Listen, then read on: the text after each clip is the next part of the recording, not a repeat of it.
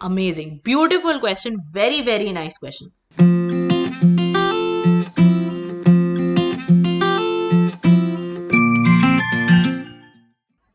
Hello, guys, and welcome back to the one shot series for boards that we are doing before your upcoming board examinations. The topic for today is application of derivatives, या जिसको हम short में बोलते हैं AOD.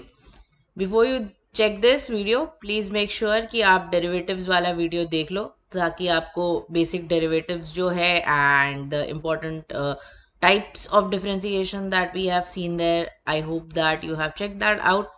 And then you can come back here because नाम में ही है application है डेरिवेटिव का, तो उसके लिए डेरिवेटिव्स तो पहले आना चाहिए, तब जाके आप उसके एप्लीकेशंस सीख सकते हो. ठीक है, तो अब ये चैप्टर है ना बहुत इजी है. सिर्फ एक छोटा सा पार्ट इसमें है विच इज मैक्सिमा मिनिमा, जो थोड़ा सा लेंदी होता है. Otherwise this is a very simple chapter. For now 2 or 3 topics have been removed also, reduce syllabus.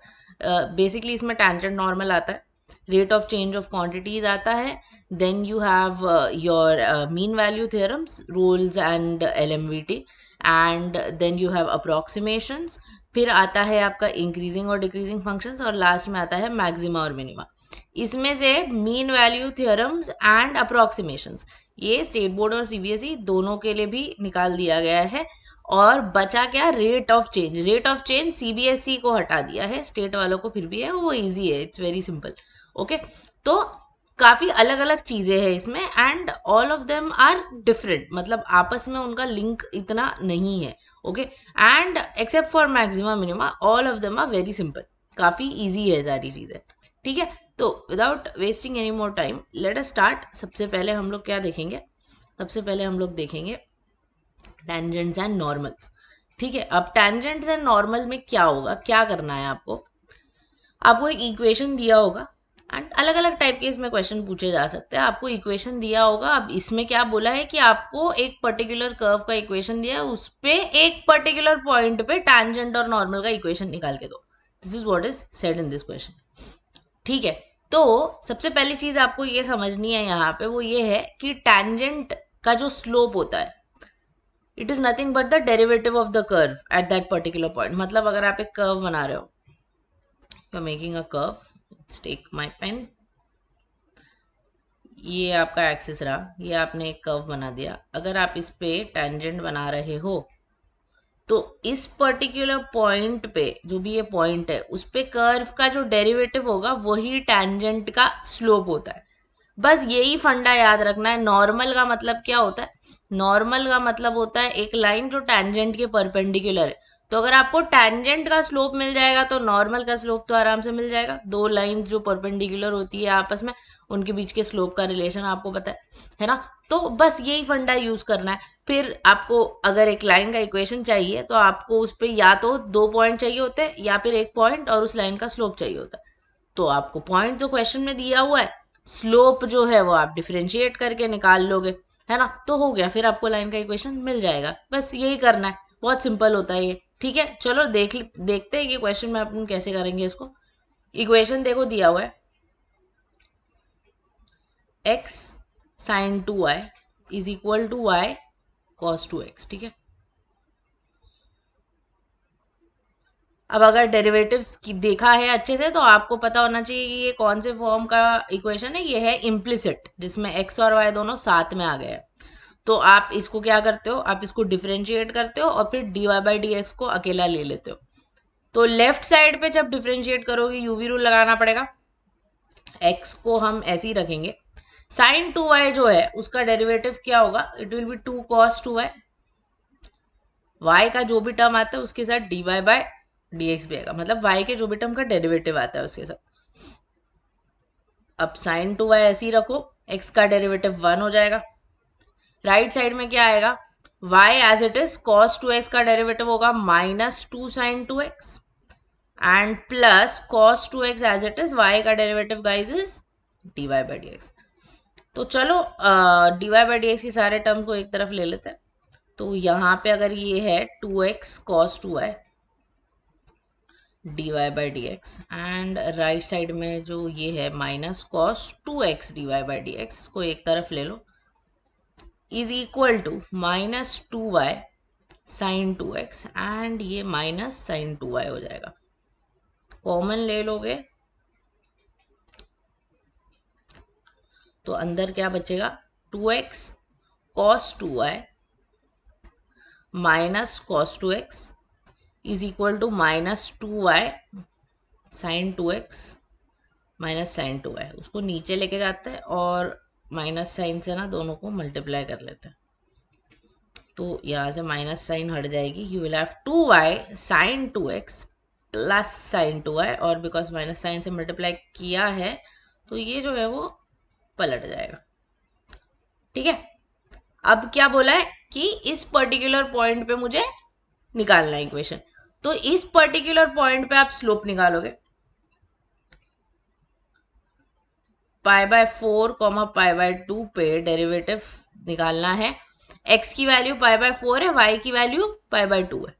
ठीक है, तो 2 into pi by 2 sine 2 pi by 4 plus sine 2 pi by 2 divided by cos 2 pi by 4 minus 2 times pi by 4 into cos 2 pi by 2।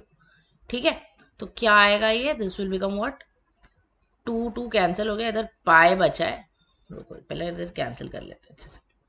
ये 2 और 2 गया, ये 2 और ये 4 गया, 2 बचा, ये 2 और ये 2 गया, ये 2 और 4 गया, 2 बचा, 2 और 4 गया, 2 बचा, 2 और 2 गया। ठीक है, अब देखो क्या बचा है, यहाँ पे पाई बचा है, साइन ऑफ पाई 0 होता है। वेरी गुड,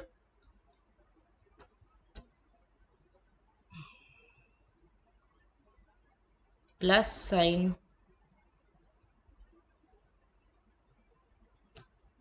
अच्छा sorry that is not sine pi, that is sine pi by 2, ये पाई बाय 2 है। ओके, तो पाई इंटू 1 होगा ये। हाँ, फिर यहाँ पे साइन पाई है, नीचे क्या है, and you have minus pi sine pi which is -1। तो आपको क्या मिल रहा है, पाई साइन पाई की वैल्यू 0 होती है अपॉन पाई मतलब 1। ये क्या है, ये dy बाई डी एक्स है। dy बाई डी एक्स है मतलब ये टैंजेंट का स्लोप है। ये किसका स्लोप है, टैंजेंट का। टैंजेंट का स्लोप है और पॉइंट जो है वो ये दिया हुआ है। क्या इक्वेशन होती है, लाइन की इक्वेशन होती है y minus y one is equal to m into x minus x one. तो पॉइंट ये है, तो आपको क्या मिलेगा, y minus pi by 2 is equal to slope which is 1 into x minus pi by 4। अच्छा, ये अगर टैंजेंट की स्लोप है, नॉर्मल का अगर स्लोप निकालना होता है तो आप उसको घुमा देते हो और नेगेटिव साइन से मल्टीप्लाई करते हो, मतलब slope of normal will be -1। और इसी तरीके से आप उसी पॉइंट पे आपको निकालना है, तो उसी पॉइंट पे अगर आपको निकालना है तो वही करोगे, बस यहाँ पे 1 की जगह पे -1 आ जाएगा। कंप्लीट कर सकते हो, इक्वेशन ही करना है उसको आप आगे सॉल्व खुद से कर सकते हो। यस, समझ गया। तो क्या करना है, डेरिवेटिव निकालना है, पॉइंट सब्स्टिट्यूट करना है, dy बाई डी एक्स निकालना है। जो dy बाई डी एक्स मिला वो क्या होगा, टैंजेंट का स्लोप, उसको घुमा के नेगेटिव कर दो, नॉर्मल का slope. Slope point form of a line से टैंजेंट का इक्वेशन निकालो, नॉर्मल का इक्वेशन निकालो, यू आर डन। इजी बोला ना मैंने, चैप्टर वेरी सिंपल, बस कैलकुलेशन पे ध्यान देना। और ये देखो यहाँ पे गड़बड़ हो गया कुछ, तो see this was pi by 4, extremely sorry for that. ये 2x, x का वैल्यू पाई बाय 4 है तो यहाँ पे पाई बाय 2 आएगा, तो स्लोप इज एक्चुअली 2। तो टैंजेंट का अगर स्लोप 2 हो गया तो नॉर्मल का जो स्लोप है वो -1/2 हो जाएगा, उल्टा करके negative, sorry small mistake. Okay, चलो आगे बढ़े, let's move ahead to the next one. Let's see कि और कैसे क्वेश्चन पूछ सकते हैं टैंजेंट नॉर्मल में आपको। ओके, अभी देखो ये बहुत सही है। If the line y is equal to 4x minus 5 touches the curve y square is equal to ax cube plus b at 2, 3, you have to find a और b. Okay. अब ना मैं ये हमेशा बोलती हूँ, अगर आपने मेरे लेक्चर्स देखे होंगे, दो वेरिएबल अगर है तो आपको दो इक्वेशन कैसे भी करके बनाना है। दो अगर वेरिएबल है तो आपको कैसे भी करके दो इक्वेशन बनाना है। सबसे पहली चीज़ आपको क्या बोला है कि एक लाइन है जो कि इस कर्व को टच कर रही है। मतलब आपको टेंजेंट का इक्वेशन दे के रखा है, यहाँ पे आपको टेंजेंट का इक्वेशन देकर रखा है। दूसरी चीज उसने ये भी बोला है कि वो कहाँ पे टच कर रहा है। अगर 2,3 पे लाइन कर्व को टच कर रही है तो 2,3 जो है वो इसमें लाई करना चाहिए। 2,3 अगर इसमें लाई करेगा तो उसकी इक्वेशन को सेटिस्फाई करेगा, है ना। y कोऑर्डिनेट 3, x कोऑर्डिनेट 2, इसको जरा डाल देते तो हमें क्या मिलेगा, हमें मिलेगा हमारा पहला equation which is 8a plus b is equal to 9। ठीक है, अब आगे क्या करना है, देखो वाई स्क्वायर आपको दिया हुआ है ए एक्स क्यूब प्लस बी, आपको बोला है कि ये टेंजेंट है। अच्छा, ये y is equal to m x plus c form का इक्वेशन है लाइन का, जहाँ पे m जो है वो स्लोप होता है। मतलब आपको यहाँ पे स्लोप ऑलरेडी 4 गिवन है, आपको यहाँ पे स्लोप ऑलरेडी 4 गिवन है। अगर स्लोप ऑलरेडी 4 गिवन है तो क्या करना है फिर आपको, आपको पता है यहाँ से डिफरेंशिएट करके भी स्लोप आती है, मतलब दोनों स्लोप तो इक्वल होंगे, है ना। तो हम क्या करेंगे, हम इसको डिफरेंशिएट करेंगे और यहां से भी स्लोप निकालेंगे। डिफरेंशिएट करो, वाई स्क्वायर का derivative 2y, d y by d x भी आएगा बिकॉज इम्प्लिसिट है ये। इसका क्या होगा, a ऐसे ही रहेगा, एक्स क्यूब का डेरिवेटिव 3x स्क्वायर और b तो कांस्टेंट है। तो d y by d x क्या मिल गया, d y by d x आपको मिल रहा है 3ax स्क्वायर अपॉन 2y। लेकिन मुझे पता है कि टेंजेंट का स्लोप तो 4 है, मतलब d y by d x की वैल्यू तो मुझे 4 मालूम है। 2,3 पे आपको स्लोप 4 दिया है, तो 2,3 से यहाँ पे भी स्लोप निकालोगे ना, फिर आप इक्वेट करोगे। D y by d x at 2,3 क्या होगा, x की जगह पे 2, y की जगह पे 3, so you are going to get 3a into 2 square upon 2 into 3। देखो काफी सारी चीजें कैंसिल हो रही है, 3 गया, एक 2 गया, आपके पास 2a बचेगा, आपके पास 2a बचेगा। ये भी d y by d x है, ये भी d y by d x है, तो 2a की वैल्यू आपको 4 मिल गई, यानी कि a क्या है, a तो 2 है, a तो 2 है। a अगर 2 है तो इसको इस इक्वेशन में डाल दो, इस इक्वेशन में डालोगे तो b की वैल्यू मिलेगी कि नहीं, b की वैल्यू मिल जाएगी वहां से। समझा, वेरी सिंपल। तो अगर आपको टेंजेंट का इक्वेशन दिया हुआ है और कुछ फाइंड करना है तो आप क्या करोगे, आप डिफरेंशिएट करोगे और आपको डिफरेंशिएट करने के बाद जो कंडीशन आती है उसको आप गिवन टेंजेंट के स्लोप से इक्वेट कर दोगे। ठीक है, समझा, क्लियर है। चलो, काफी easy, yes, all right, pause करके लिख लो तो कि हम आगे बढ़े। लेट्स मूव अहेड, लेट्स सी आगे क्या है। चलो देखो अभी क्या दिया हुआ है, find the point on the curve y is equal to x minus 2 square at which tangent is parallel to the chord joining 2,0 and 4,0। Let's break this question, काफी सारी चीजें दी हुई है, क्या फाइंड करना वो बाद में देखते हैं। आपको पहले बोला है कि टैंजेंट जो है पैरेलल है, किसके पैरेलल है, to some chord that is joining these 2 points.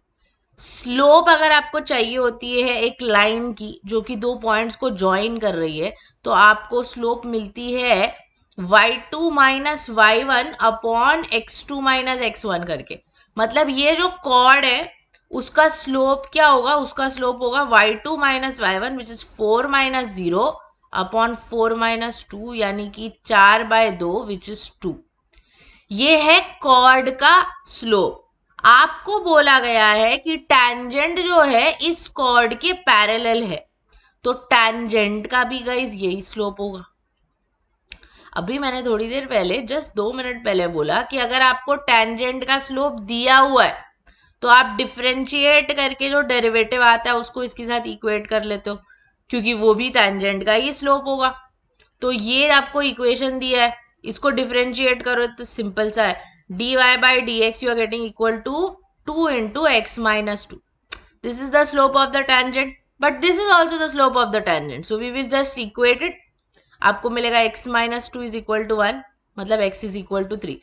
इसका क्या मतलब हुआ कि स्लोप जब 2 के इक्वल है तब x कोऑर्डिनेट 3 के इक्वल है, मतलब जिस पॉइंट पे स्लोप 2 है उस पॉइंट पे x कोऑर्डिनेट 3 है। तो अगर x कोऑर्डिनेट 3 है तो आप y कोऑर्डिनेट कैसे निकालोगे, कर्व के इक्वेशन में डाल के। तो y is equal to 3 minus 2 the whole square करो, हो गया। समझा? Very simple.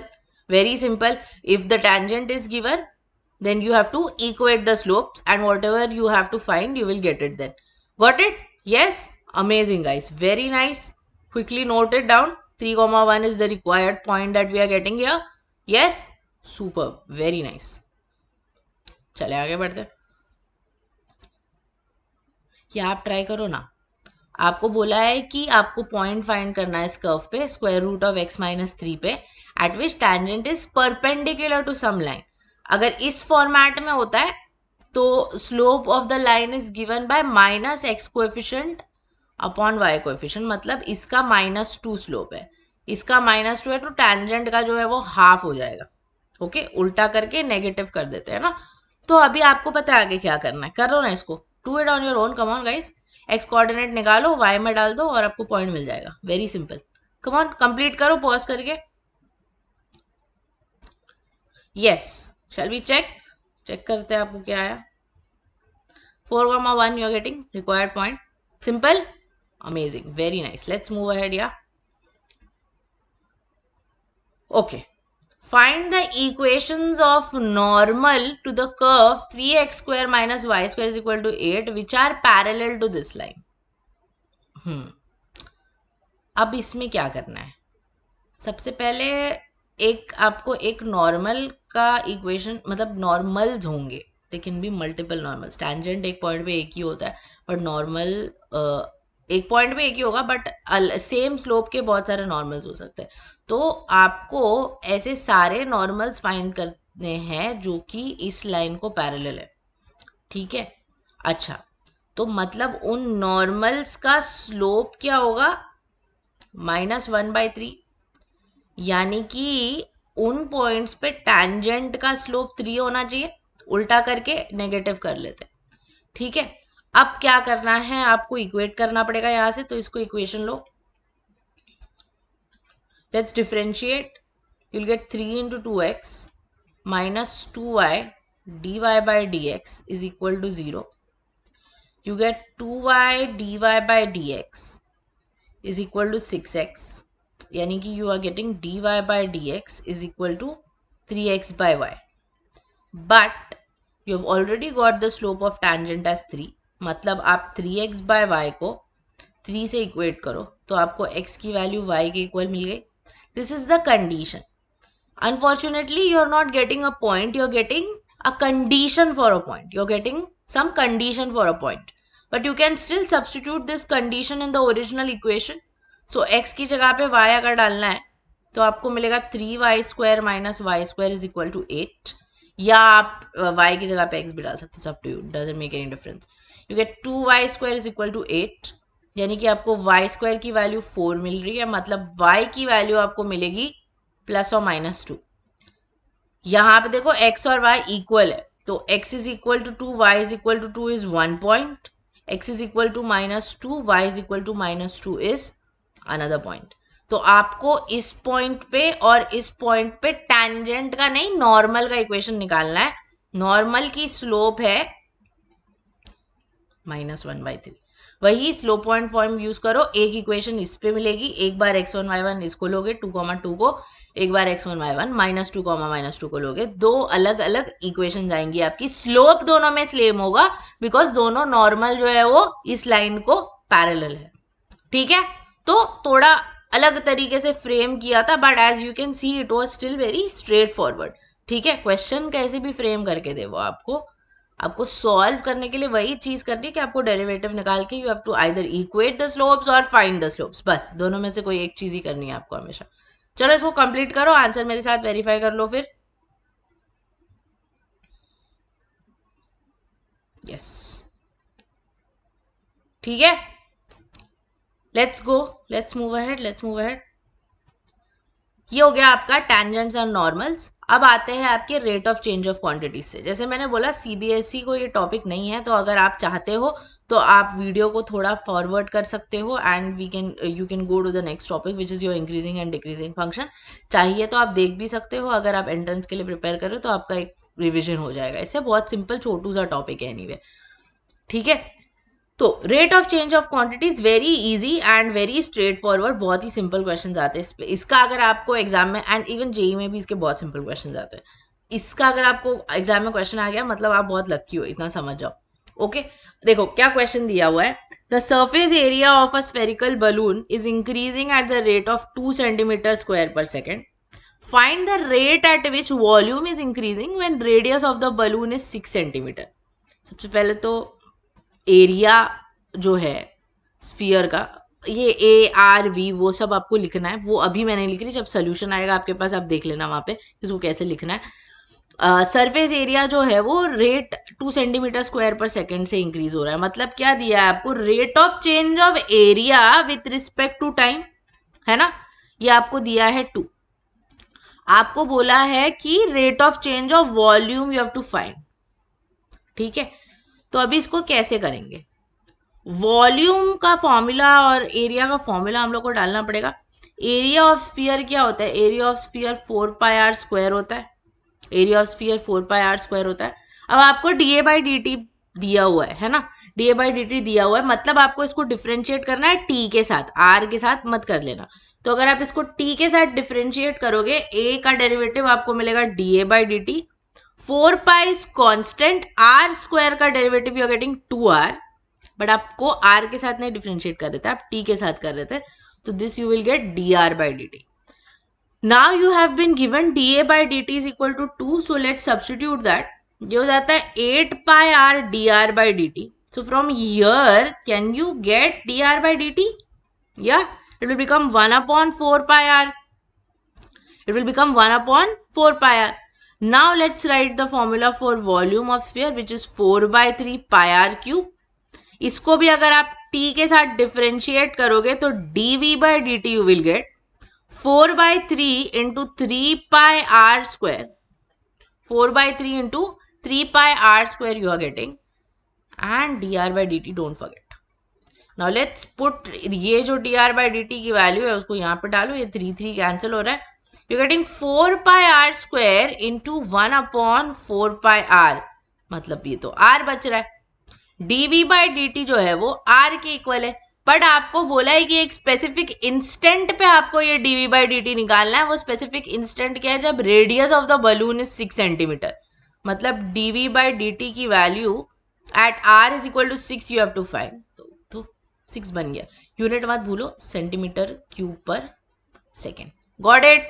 Yes, amazing, very nice. कितना simple and short and sweet question, very easy this is. चलो लिख लो, खुद से करो, कॉपी मत करो। There is a mistake over here, cancel नहीं हुआ है यहाँ पे, I will just correct it for you. This will be 3 3, this is 6, okay. चलो लिख लो fast. All right, moving ahead, आगे बढ़ते हैं, देखते हैं क्या है next. Okay, this is my favorite rate of change question and it is very interesting, to be very honest. A 2-meter ladder leans against a vertical wall. If the top of the ladder begins to slide down the wall at a rate of 25 centimeters per second, then the rate at which the bottom of the ladder slides away from the wall on the horizontal ground when the top is 1 meter above the ground is what? Okay, let's make a figure for this. ये A B जो है वो आपका ladder है, उसका length आपको 2 metre दिया हुआ है, ओके। ये उसका हाइट है और ये जो है वो इसका लेंथ है away from the wall and this is the height above the ground, okay. अब देखो क्या हो रहा है कि इसको नीचे स्लाइड कर रहे हो, तो ऑफकोर्स इसको नीचे स्लाइड करोगे तो यहाँ से ये बढ़ेगा। तो आपको बोला है कि ये नीचे जो स्लाइड हो रहा है उसका रेट है 25 सेंटीमीटर पर सेकेंड। जो नीचे स्लाइड हो रहा है इसका रेट है 25 सेंटीमीटर पर सेकेंड। इसको मैंने x नाम दे दिया, इसको मैंने y नाम दे दिया, तो can I say that my dy/dt will be equal to -25 centimetre पर सेकेंड। वाई? बिकॉज नीचे जा रहा है ना, तो कम हो रहा है, तो decrease, that is decreasing, you get -25 centimetre पर सेकेंड।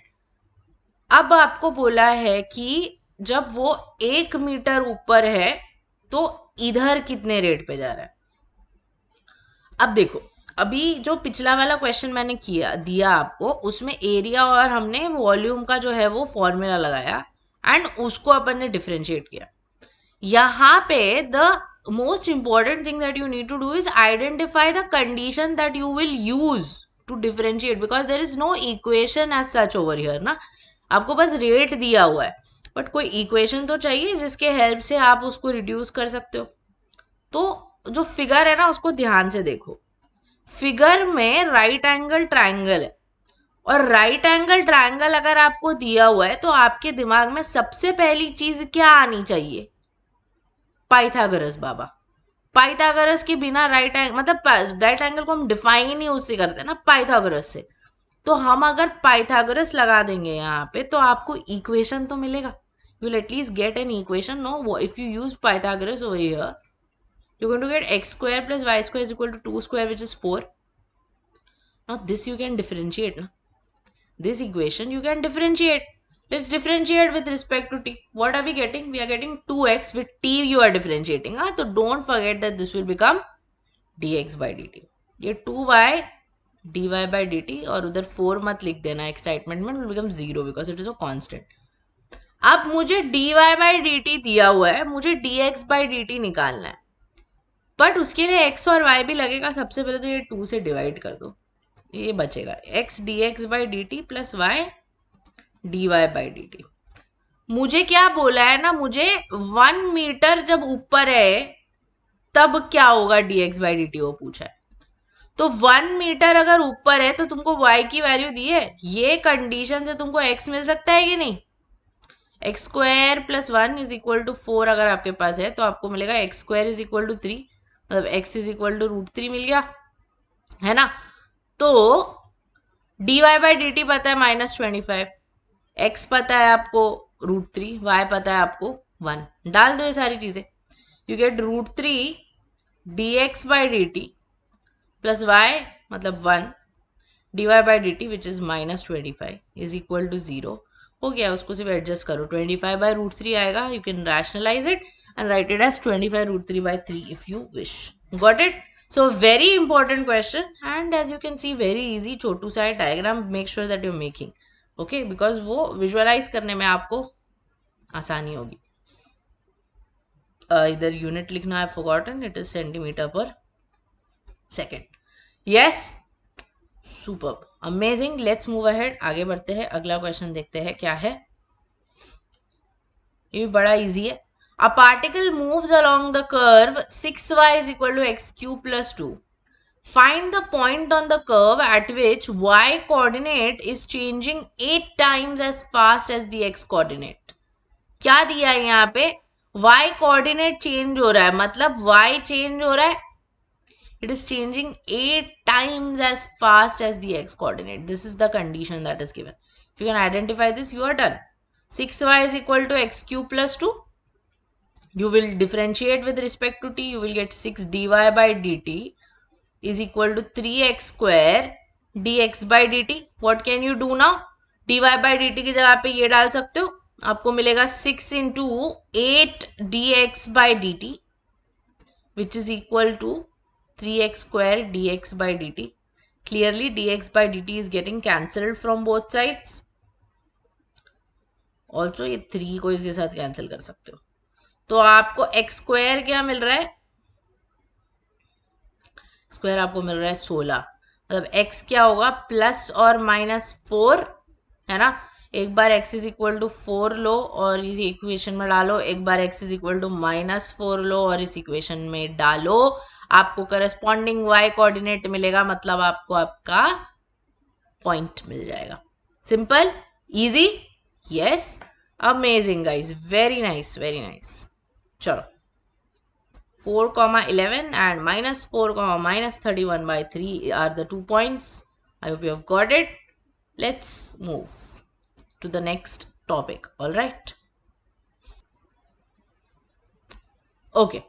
अब इंक्रीजिंग और डिक्रीजिंग फंक्शंस क्या होते हैं देखते हैं. अगर दो नंबर्स है a and b such that a का वैल्यू b से बड़ा है, तो अगर फंक्शन का वैल्यू a पे if for a greater than b f of a is also greater than f of b, मतलब क्या हुआ इसका, अगर a बढ़ रहा है तो फंक्शन, मतलब अगर वेरिएबल बढ़ रहा है तो फंक्शन की वैल्यू भी बढ़ रही है, या आप बोल सकते हो जैसे जैसे x बढ़ रहा है वैसे वैसे फंक्शन की वैल्यू अगर बढ़ रही है तो ऐसे फंक्शन को हम इंक्रीजिंग फंक्शन बोलते हैं। और अगर a के बढ़ते बढ़ते फंक्शन की वैल्यू कम हो रही है तो हम ऐसे फंक्शन को डिक्रीजिंग फंक्शन बोलते हैं। मतलब ग्राफिकली अगर इस तरीके का फंक्शन होगा तो वो इंक्रीजिंग होगा, इस तरीके का फंक्शन होगा तो वो डिक्रीजिंग होगा। अब मैथमेटिकली इंक्रीजिंग है या डिक्रीजिंग है चेक करने के लिए हम यूज करते हैं something called as the first derivative test. First derivative test क्या बोलता है, अगर F dash of X greater than zero है for all X belonging to any set, तो उस सेट में जितने भी, मतलब all belonging to any set is basically एक सेट ऑफ नंबर्स के लिए अगर F dash of X positive है तो फंक्शन जो है इंक्रीजिंग होता है उन पर्टिकुलर नंबर्स पे। बेसिकली उसका उल्टा करोगे तो फिर आपको डिक्रीजिंग आएगा। The reason I have drawn a graph is so that I can show you mathematically कि इसका ग्राफिकली दैट इसका मतलब क्या होता है। F dash of x guys is nothing but d y by d x ना, तो d y by d x क्या होता है, अभी हमने टेंजेंट नॉर्मल देखा है, d y by d x is nothing but the slope of tangent. तो अगर आपने पहला वाला कर्व देखा तो इसमें टेंजेंट ऐसे आएगा, क्लियरली उसका स्लोप पॉजिटिव है, क्लियरली उसका स्लोप पॉजिटिव है कि नहीं, है ना, स्लोप पॉजिटिव है ना ये वाले टेंजेंट का। सिमिलरली दूसरे वाले पे बनाओगे तो ऐसा टेंजेंट आएगा, इसका स्लोप नेगेटिव है। तब इंक्रीजिंग अगर फंक्शन लेते हो तो टेंजेंट का स्लोप कोई भी पॉइंट पे, और किधर भी बनाओ, जरूरी नहीं है कि मैंने जिस पॉइंट पे बनाया उधर ही बनाओगे, आप कोई भी पॉइंट ले लो वहां पे स्लोप तो उसका पॉजिटिव ही होगा। सेकेंड वाले केस में कोई भी पॉइंट पे टेंजेंट बनाओ स्लोप उसका नेगेटिव ही होगा। तो ये समझना बहुत जरूरी है, आप लोग याद तो कर लोगे but you have to know कि क्यों होता है ऐसा, ठीक है। तो अगर टेंजेंट का स्लोप पॉजिटिव है तो वहां पे फंक्शन की वैल्यू इंक्रीज हो रही है, अगर टेंजेंट का स्लोप नेगेटिव है तो फंक्शन की वैल्यू डिक्रीज हो रही है। चलो टेस्ट करते हैं whether the following function is increasing और decreasing, ठीक है। ये अगर एफ ऑफ एक्स है मैं सीधा एफ डैश लिख देती हूँ, अभी वापस से नहीं लिखती हूँ function. F dash of x क्या होगा, इसमें -3 plus 6x minus 3x square, let's take -3 common, है ना, तो आपको मिलेगा x स्क्वायर माइनस 2x प्लस 1। गाइस ये पता है क्या है, ये x minus 1 the whole square है। अब आपको पता है कि कोई भी नंबर का स्क्वायर करते हो तो पॉजिटिव ही आएगा, मतलब यहाँ पे इन दिस केस ये वाला जो पार्ट है वो हमेशा ग्रेटर देन जीरो होगा। पॉजिटिव को नेगेटिव से मल्टीप्लाई कर दोगे तो ये पूरी चीज तो नेगेटिव होगी, मतलब आपको एफ डैश ऑफ एक्स यहाँ पे लेस देन जीरो मिल रहा है। एफ डैश ऑफ एक्स अगर लेस देन जीरो है तो आप फंक्शन के बारे में क्या बोल सकते हो, वो इंक्रीजिंग होगा कि decreasing, definitely it is going to be decreasing. यही करना है, मजाक नहीं करेगी, this is all you have to do, okay. Test अगर करना है डायरेक्टली तो चलो इसको खुद से करो, अभी आसानी से कर सकते हो, कोई रॉकेट साइंस नहीं है। इंक्रीजिंग आया 1 प्लस 1 अपॉन एक्स स्क्वायर है, एक्स स्क्वायर पॉजिटिव है, रेसिप्रोकल ले लोगे, पॉजिटिव नंबर का रेसिप्रोकल ले लेते तो नेगेटिव तो नहीं बन जाएगा ना, 3 का रेसिप्रोकल 1/3 होता है, -1/3 तो नहीं होता है ना। तो और 1 मतलब ऑलरेडी पॉजिटिव है, उसमें 1 और ऐड करोगे तो फिर तो ऑफकोर्स पॉजिटिव ही रहेगा वो, मतलब सेकेंड केस में आपका फंक्शन इंक्रीजिंग आ रहा है। अमेजिंग गाइस, ये आप थोड़ा अलग है, एक छोटा सा पॉज ले लेना वीडियो में और सॉल्विंग रैशनल इनइक्वालिटीज का वीडियो आपको मिलेगा, आप वो जाके देख लो।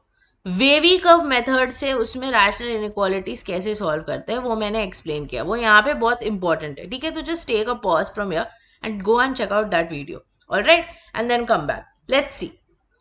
आपको यहाँ पे नहीं बोला है कि इंक्रीजिंग है कि डिक्रीजिंग है चेक करो, यहाँ पे कुछ और बोला है, यहाँ पे आपको बोला है कि you have to find the values of x for which it is increasing and decreasing.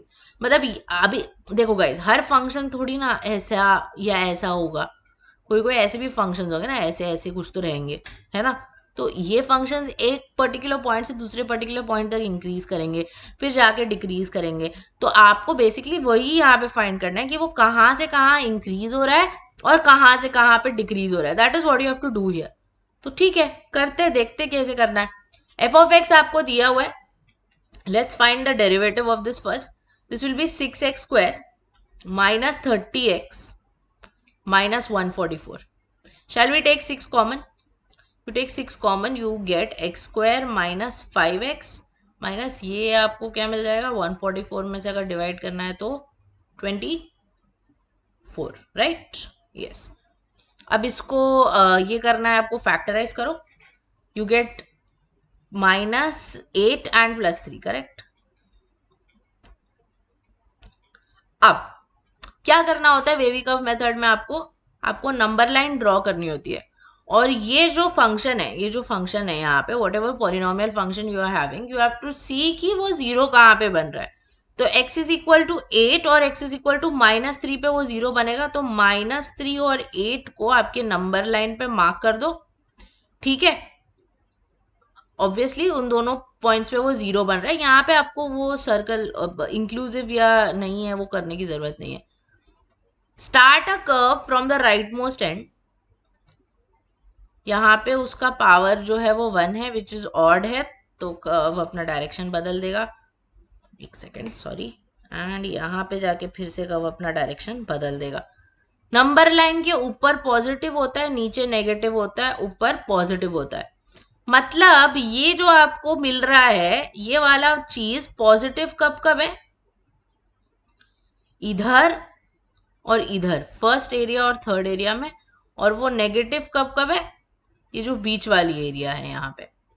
अब आप usually you can write it, देखो इस पर्टिकुलर पॉइंट पे -3 पे it is going to be equal to 0 and 8 पे it is going to be equal to 0, but -3 से आगे जो है, मतलब starting from -3 itself it will be negative, right. मतलब -3 से जैसे जैसे आप आगे बढ़ते हो वहां पे वो डिक्रीजिंग होता है, मतलब इफ यू आर टेकिंग -3 से लेके 0 फॉर इंस्टेंट, तो it is decreasing in that interval -3, 0।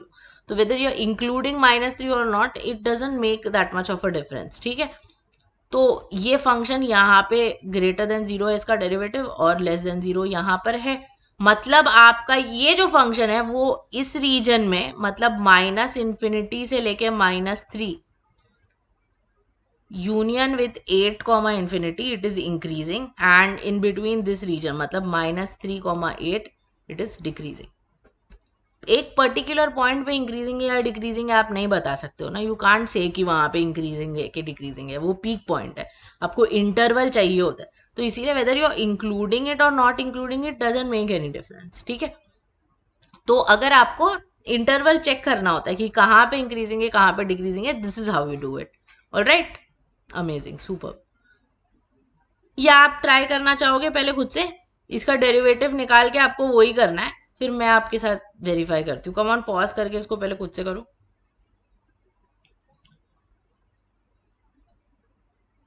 ये लो आया। The only thing here is कि यहाँ पे ऑलरेडी एक बाहर नेगेटिव साइन भी रहेगी, तो जो भी आपको रीजन आ रहे हैं यहाँ पे वो पलट जाएंगे। अब ऊपर नेगेटिव हो जाएगा, नीचे पॉजिटिव हो जाएगा, because there is already a negative sign here. तो इसमें डिनोमिनेटर तो आपको हमेशा पॉजिटिव ही मिल रहा है, डिनोमिनेटर तो हमेशा पॉजिटिव मिल रहा है, फैक्टर्स न्यूमरेटर में है, ओके, फैक्टर्स न्यूमरेटर में है। तो -1, 1 के बीच में इट इज़ इंक्रीजिंग, एंड बाकी के सारे रीजन में, मतलब -1 से छोटा और 1 से बड़ा जब होगा तब वहां पे वो डिक्रीजिंग होगा, लिखा नहीं है यहाँ पे, it is decreasing in this interval. Got it, yes, increasing decreasing, फंडा clear, amazing guys, very nice very nice. आगे बढ़ते हैं, चलो, ओके। यहाँ पे आपको प्रूफ करना है कि ये एक पर्टिकुलर फंक्शन है वो 0, π/2 के बीच में इंक्रीजिंग है। चलो अभी इसको आप y ले लो या f(θ) ले लो, आपकी मर्जी। इसका डिफरेंशिएशन निकालते हैं, इजी क्वेश्चन है, बहुत स्ट्रेट फॉरवर्ड है काफी। बेसिकली इस इंटरवल में वो हमेशा पॉजिटिव होना चाहिए उसका डेरिवेटिव, आपको यही बताना है ना। dy/dθ क्या मिलेगा, यहाँ पे u/v लगाना पड़ेगा, 2 + cos θ as it is, 4 sin θ का डेरिवेटिव हो जाएगा 4 cos θ, -4 sin θ as it is, 2 + cos θ का डेरिवेटिव होगा -sin θ, and in the denominator we are getting 2 + cos θ the whole square. Don't forget कि ये -1 भी आएगा, इसका भी डेरिवेटिव लेना पड़ेगा ना। Let's open the brackets, you will get 8 cos θ + 4 cos² θ plus 4 sine square theta. अच्छा देखो, अभी ये ना एलसीएम लेके यहाँ पे जाने वाला है, बट इसका होल स्क्वायर ओपन कर देते हैं, तो क्या मिलेगा, -4 minus cos square theta -4 cos theta. इसका होल स्क्वायर करोगे तो यही आएगा। डिनोमिनेटर में होल स्क्वायर उसका ओपन करने की जरूरत आपको है नहीं, बिकॉज कुछ कैंसिल वैंसिल तो होने वाला नहीं। ओके, अब देखो what are we going to be left with over here.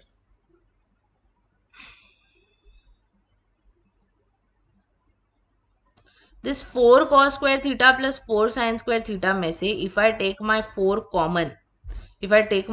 common, I am going to get 8 cos square theta plus sin square theta. Very nice, अच्छा लग रहा है देख के। 8 cos theta minus 4 cos theta gives me 4 cos theta only. Here I have -4 minus cos square theta and नीचे divide हो रहा है वो 2 plus cos theta the whole square से। अब देखो, one step I am going to skip here. ये cos square theta plus sine square theta जो है वो 1 होता है, तो ये 4 बचेगा जो कि इस -4 के साथ कैंसिल हो जाएगा। तो मेरे पास अभी ये दोनों टर्म्स बचे, जिनमें से अगर मैंने कॉस थीटा कॉमन ले लिया, I am left with 4 minus cos theta 2 plus cos theta the it is cos theta, sorry मैंने उसको कॉस स्क्वायर लिख दिया, cos theta the whole square. ठीक है, अब देखो आपको प्रूफ करना है कि ये जो है इस इंटरवल में इंक्रीजिंग है। Denominator is a whole square, so it is definitely going to be positive only. Look at this, 4 minus cos theta will always be greater than 0। Why? Because cos theta की value तो हमेशा 4 से छोटी होती है, मतलब ये वाला पार्ट भी हमेशा पॉजिटिव है। तो इंक्रीजिंग करने के लिए कॉस थीटा पॉजिटिव होना चाहिए, अभी पूरे एक्सप्रेशन को पॉजिटिव होने के लिए ये पॉजिटिव होना चाहिए।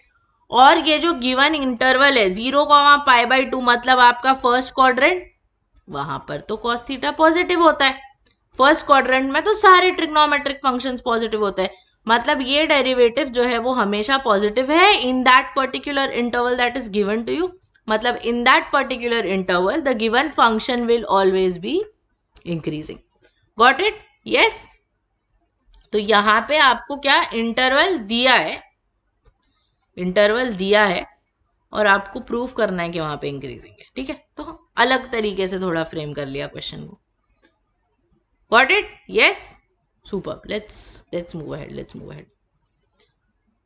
नेक्स्ट टॉपिक पे आते हैं आपके, which is your maxima and minima.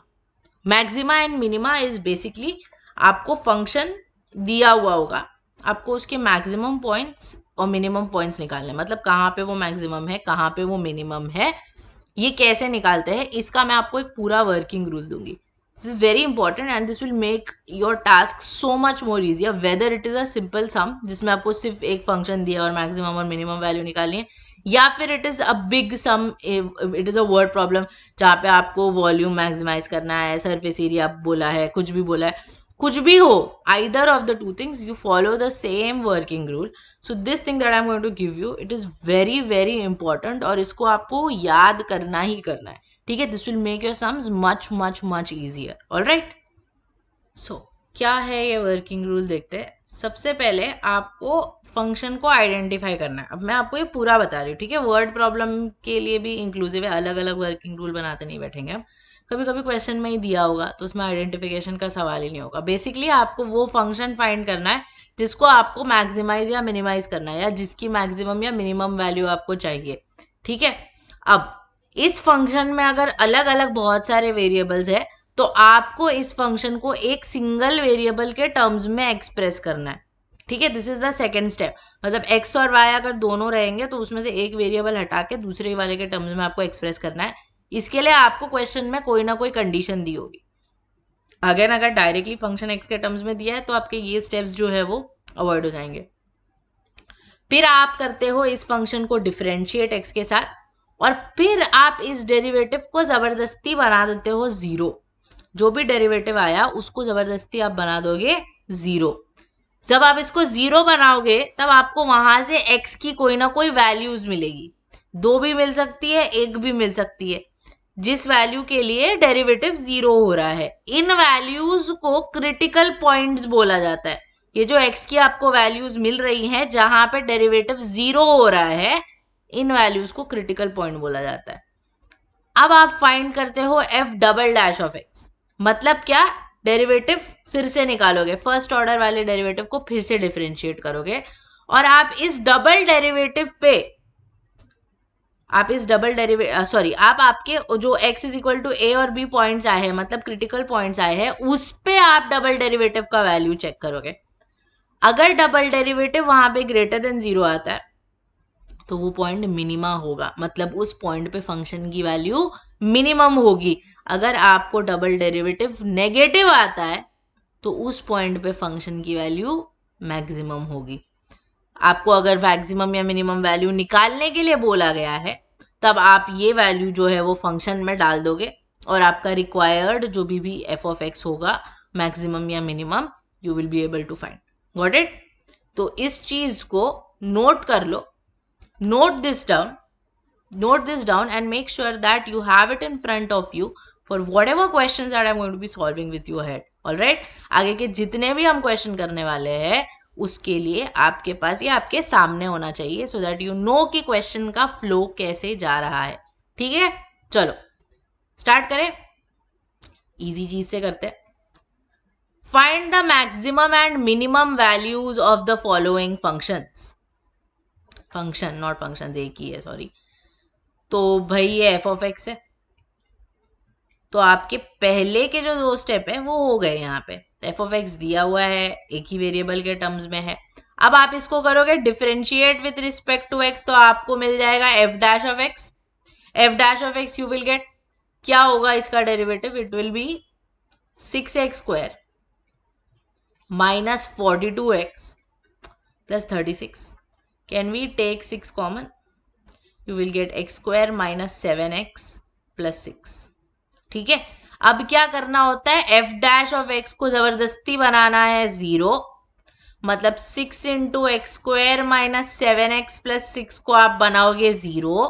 X square minus 7x plus 6 को if you factorise you are getting x minus 1 into x minus 6, मतलब कहाँ पे 0 बन रहा है ये, x is equal to 1, x is equal to 6। ये हो गए आपके फंक्शन के क्रिटिकल पॉइंट्स, मतलब यहाँ पे आपका फंक्शन मैक्सिमम या मिनिमम रहने वाला है।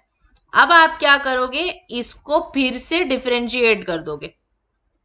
फिर से डिफरेंशिएट करोगे तो आपको मिलेगा F double dash of x which is nothing but the second order derivative. तो ये हो जाएगा 2x माइनस 7। अब आपको क्या करना है, आपको एफ डबल डैश ऑफ 1 निकालना है और आपको एफ डबल डैश ऑफ 6 निकालना है। या आपको देखना है ग्रेटर देन 0 आता है कि लेस देन 0 आता है। अगर ग्रेटर देन 0 है तो वो मिनिमा का पॉइंट होगा, अगर वो लेस देन 0 है तो वो मैक्सिमा का पॉइंट होगा। तो एफ डबल डैश ऑफ 1 क्या आ रहा है, देखो 6 इंटू 2 माइनस 7, मेरे को क्लियरली दिख रहा है ये नेगेटिव होने वाला है, minus 5 into 6 which is minus 30। तो लेस देन 0 मतलब x इज इक्वल टू 1 क्या है, maxima.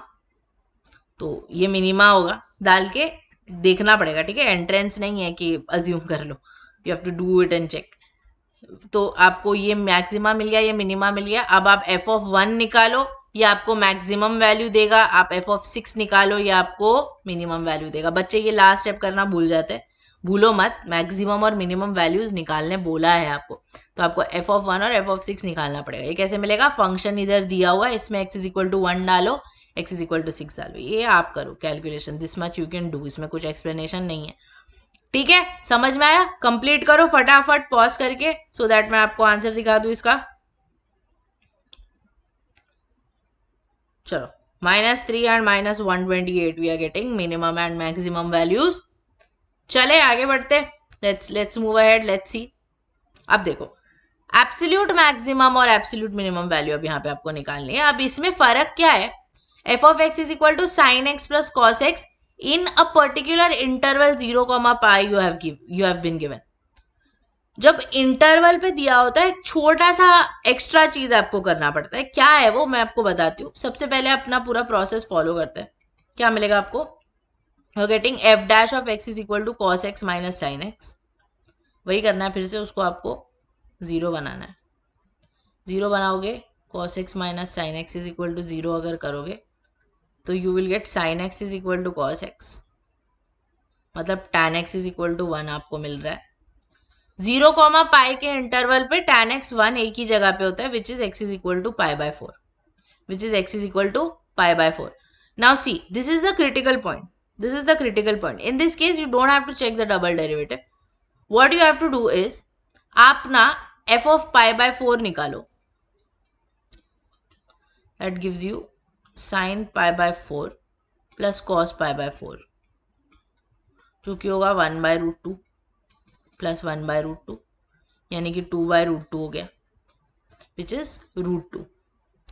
Also the interval that is given, उसके एंड पॉइंट्स पे भी आपको फंक्शन की वैल्यू निकालनी होती है, बिकॉज इंटरवल के end points are also candidates for being maxima और मिनिमा। बिकॉज बेसिकली इसका मतलब क्या है, आपका फंक्शन अगर यहाँ से स्टार्ट हो रहा है तो यहाँ से या तो ऊपर जाएगा या तो नीचे आएगा, मतलब मैक्सिमा या मिनिमा होने के चांसेस है ना उसके, उस पर्टिकुलर पॉइंट के। सिमिलरली जहाँ पे खत्म हो रहा है वहां पे आके या तो रुक जाएगा ऐसे या तो ऐसे, है ना। तो आपको उस पर्टिकुलर पॉइंट पे भी निकालना पड़ता है। तो f ऑफ 0 आपको क्या मिल रहा है यहाँ पे, cos 0 माइनस साइन 0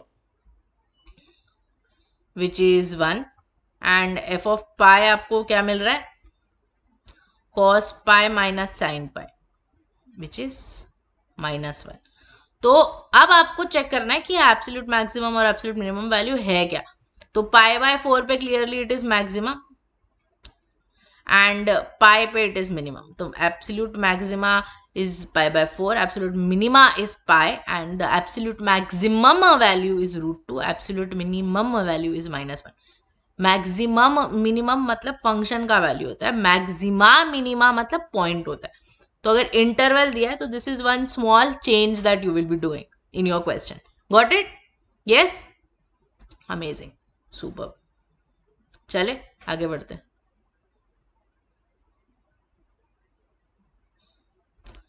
अब आते हैं आपके वर्ड प्रॉब्लम्स पे। अब इसमें वर्किंग रूल फॉलो करेंगे। Divide 20 into 2 parts such that the sum of the squares of these 2 parts is minimum. Let's say that the 2 parts are x and y. If the 2 parts are x and y, can I say that x plus y will be equal to 20?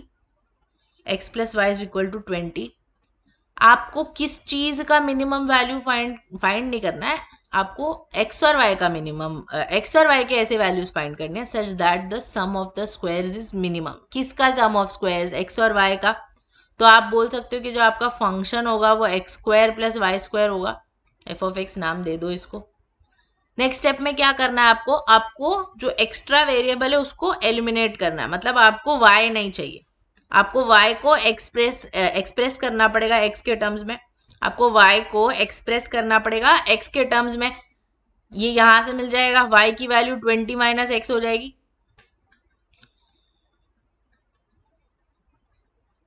y की value 20 minus x हो गई। अब आप इसको differentiate कर दो, ठीक है। नेक्स्ट स्टेप इज डेरिवेटिव, ये 2x हो जाएगा, ये होगा 2 इंटू 20 माइनस एक्स इंटू -1। क्यों आया ये, x का कोएफिशिएंट है, इधर से x का कोएफिशिएंट है, ठीक है। तो अभी इसको आपको 0 बनाना होता है, इसमें से 2 कॉमन ले लेते हैं, आपके पास बचेगा x minus 20 plus x is equal to 0, मतलब 2x minus 20 is equal to 0 बच रहा है, यानी कि x का वैल्यू 10 है, x का वैल्यू 10 है। अब क्या करोगे आप इस चीज का फिर से डेरिवेटिव निकालोगे, तो f double dash of x आपको क्या मिलेगा, आपको मिलेगा 2 माइनस 2 एंड माइनस एक्स का derivative -1 which is 4 which is clearly greater than 0। मतलब आपको पॉइंट सब्स्टिट्यूट करने की जरूरत भी नहीं है इसमें, ये तो हमेशा ही ग्रेटर देन 0 है, तो x इज इक्वल टू 10 पे भी ग्रेटर देन 0 ही मिलेगा। तो f double dash of x अगर ग्रेटर देन 0 आ रहा है, मतलब x इज इक्वल टू 10 जो है वो मिनिमा का पॉइंट है, मतलब इस पे आपकी फंक्शन की वैल्यू मिनिमम होने वाली है, इस पे आपकी फंक्शन की वैल्यू मिनिमम होने वाली है। So if this is the point of minima then you can find y also from there, corresponding y value will also be 10। तो 20 को अगर 2 पार्ट में डिवाइड करना है such that the sum of the squares is minimum, the 2 parts must be equal to 10 and 10, ठीक है, समझा। Easy enough? Yes, amazing, super. चलो लिख लो, आगे बढ़ते हैं फिर। Alright, let's see the next one. An open box is to be cut out of a piece of square cardboard of side 18 centimeter by cutting equal squares from the corners and turning up the sides. Find the maximum volume of the box. तो अब इसमें आपको maximum चीज जो निकालनी है वो है बॉक्स जो बन रहा है उसका वॉल्यूम। ठीक है, दिया क्या है, एक स्क्वायर कार्डबोर्ड है साइड 18 सेंटीमीटर का, इसके कॉर्नर्स पे से आप स्क्वायर्स कट कर रहे हो इक्वल साइड्स के, मतलब ये छोटे छोटे स्क्वायर्स आप जो है वो सारे कॉर्नर से कट कर रहे हो। ये स्क्वायर एक कट हुआ, ये स्क्वायर एक कट हुआ, ये स्क्वायर एक कट हुआ, ये स्क्वायर एक कट हुआ, और ये कट करके इसको अंदर की तरफ फ्लिप कर रहे हो, अंदर की तरफ फ्लिप कर रहे हो, अंदर की तरफ फ्लिप कर रहे हो। ये पूरे स्क्वायर का साइड 18 है, ये x अगर ले लिया मैंने स्क्वायर का साइड, तो ये भी x हो गया, बचेगा ये अंदर का ब्लू वाला पार्ट, अंदर का ब्लू वाला पार्ट बचेगा पलट जाने के बाद, तो इसका साइड 18 माइनस 2x हो जाएगा, दोनों साइड से x x कट रहा है। सिमिलरली ये जो ये वाला लेंथ होगा वो भी 18 माइनस 2x ही होगा। फ्लिप हो जाने के बाद वो कुछ ऐसा दिखेगा, ऊपर ओपन होगा, बट वॉल्यूम को ओपन से कोई फर्क नहीं पड़ता। एरिया अगर होता तो फर्क पड़ता, but volume doesn't make it, मतलब ढक्कन लगा हुआ है या नहीं लगा हुआ है उससे फर्क नहीं पड़ता कि अंदर कितना रहेगा क्वांटिटी। ठीक है, तो अब देखो यहाँ पे क्या हो रहा है, ये इसका एक डायमेंशन हो गया 18 माइनस 2x, ये एक डायमेंशन हो गया 18 माइनस 2x, और ये इसका भी डेप्थ हो जाता है ना, इतनी इसका डेप्थ है, तो this will be nothing but x। Volume क्या होता है, कोई भी क्यूबॉइडल फिगर का वॉल्यूम अगर चाहिए, it is length into breadth into height, length into breadth into height होता है, मतलब यहाँ पे आपको क्या मिल जाएगा 18 minus 2x the whole square into x, this will become the volume. 18 minus 2x the whole square into x आपका वॉल्यूम बन जाएगा। अब आपको इसी वॉल्यूम को करना है मैक्सिमाइज, तो आप या तो यूवी रूल लगा सकते हो या तो ब्रैकेट ओपन कर सकते हो, आपकी मर्जी, जो करना है करो। It won't make much of a difference in calculations, but उससे पहले ना एक चीज जरूर करना कि ये 2 को कॉमन ले लेना ताकि नंबर्स थोड़े छोटे हो जाए। तो 2 स्क्वायर अगर कॉमन आ गया तो I will be left with 9 minus x the whole square into x, मैं कर ही लेती हूँ।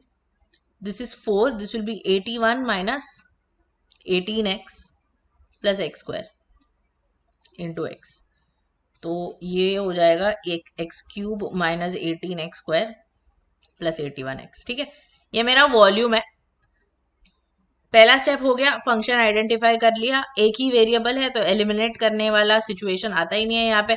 इसका डेरिवेटिव निकालो, dv बाई डी एक्स हो जाएगा, x के साथ डिफरेंशिएट करोगे तो you get 3x square minus 36x plus 81, 3x square minus 36x plus 81, 3 common ले सकते हो, बाहर 12 हो जाएगा। ये क्या हो गया, x स्क्वायर माइनस 12x प्लस 27। ठीक है, अब क्या करना होता है, डेरिवेटिव को जबरदस्ती 0 बनाना है। थोड़ा सा एक स्टेप कट कर रही हूँ सॉल्व करते टाइम पे, सोल्यूशन में पूरा आ जाएगा आपका। X square minus 12x plus 27 को 0 कर दो, फैक्टर्स इसके क्या आने वाले, 3 और 9, x is equal to 3, x is equal to 9। अब इधर आता है एक छोटू सा ट्विस्ट। वो ट्विस्ट क्या है, इसमें से ना एक वैल्यू एलिमिनेट होने वाली है। आप बोलो कि कैसे मैम, 0 नहीं है, नेगेटिव नहीं है, एलिमिनेट क्यों करना है आपको? बिकॉज अगर x का वैल्यू आप 9 ले रहे हो तो इसका वॉल्यूम पता है क्या हो रहा है, 18 minus 2 into 9 which is 18 minus 18 जो कि 0 है। मैक्सिमम वॉल्यूम फाइंड करना है, x इज इक्वल टू 9 लेके 0 हो रहा है, तो ऐसे तो नहीं चलेगा। तो मतलब x इज इक्वल टू 9 को हम एलिमिनेट कर लेंगे, बिकॉज इसकी वजह से आपका ये डायमेंशन जो है वो 0 बन रहा है, 18 माइनस 2x। ठीक है, तो योर 9 गेट्स एलिमिनेटेड। इधर नहीं लगती हूँ, वो x दिखेगा ना, तो ये तुम्हारा dv बाई डी एक्स है। अब एक ही वैल्यू मिली है, लेकिन बिकॉज आप बोर्ड सॉल्व कर रहे हो आपको प्रूफ करना पड़ेगा कि वहां पे ही मैक्सिमम होने वाला है। तो फिर से डिफरेंशिएट करो, you have 12 into 2x minus 12, you can put x is equal to 3 here and डाल के इसमें चेक कर लो, नेगेटिव ही आने वाला है, देख लो 6 minus 12 you are getting inside. तो अगर ये नेगेटिव आ रहा है मतलब ये पॉइंट जो है वो मैक्सिमा का है, ये पॉइंट जो है वो मैक्सिमा का है, मतलब आपका वॉल्यूम इस पर्टिकुलर पॉइंट पे जो है वो मैक्सिमम बनने वाला है। मतलब अब आपको क्या फाइंड करना है, x इज इक्वल टू 3 पे वॉल्यूम, मतलब इसमें x की जगह पे 3 डाल दो, आपको जो भी आंसर आएगा वो आपका बॉक्स का मैक्सिमम वॉल्यूम होगा। समझ में आया? Is this clear? फटाफट just find the volume so that you can verify it with me and write the whole thing properly. All right. Yes. Amazing question. Very nice question. And again, one of my very favorite maxima minima questions. ये देखो एक चीज बस यहाँ पे just note down, ये पूरा side 18 है, यहाँ पे 18 माइनस 2x हो जाएगा बिकॉज दिस इज x। ठीक है, यहाँ पे this is 18 minus 2x and ये जो छोटू सा डेप्थ है उसका वो x है। All right, yes, amazing guys, superb superb. चलो आगे बढ़ते हैं। आई होप आपने लिख लिया है पॉज करके वो। Let's do this now. Show that among all rectangles of a given area the square has the least perimeter. Ma'am what is this question? क्या क्वेश्चन है ये? चलो फिर से पढ़ते हैं। Among rectangles of a given area, you know what is the meaning of this? आप कुछ रेक्टेंगल्स कंसिडर कर रहे हो जिनका कांस्टेंट एरिया है। You're considering a number of rectangles of some constant area. You have to prove that in सारे rectangles में कोई, अगर for example let's say कि 10 सेंटीमीटर स्क्वायर एरिया के आप सारे rectangles consider कर रहे हो, तो 10 सेंटीमीटर स्क्वायर एरिया के जितने भी आप rectangles consider करोगे उसमें से मिनिमम एरिया स्क्वायर की होगी।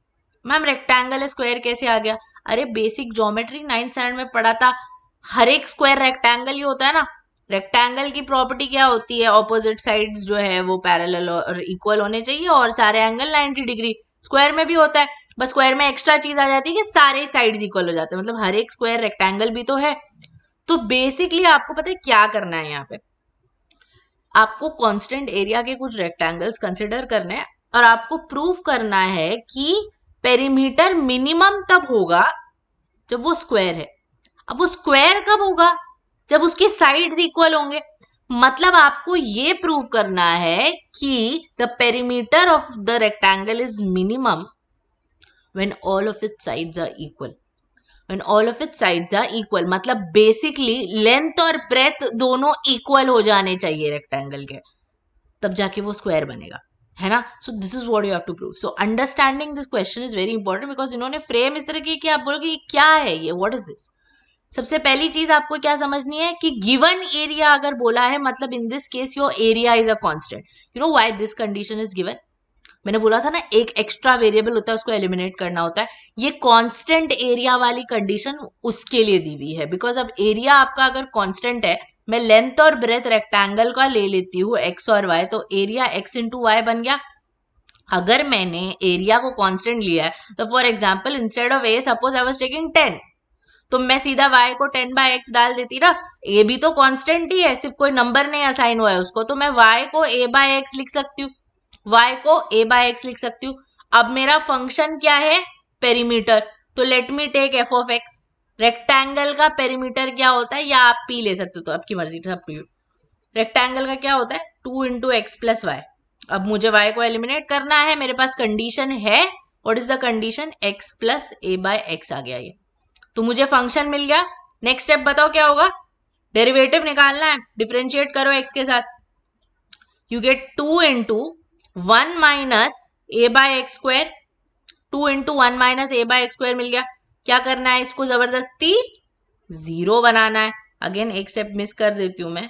1 minus A by X square is equal to 0 you will get, which means that your A by X square is 1, X square is equal to A, तो x क्या हो गया?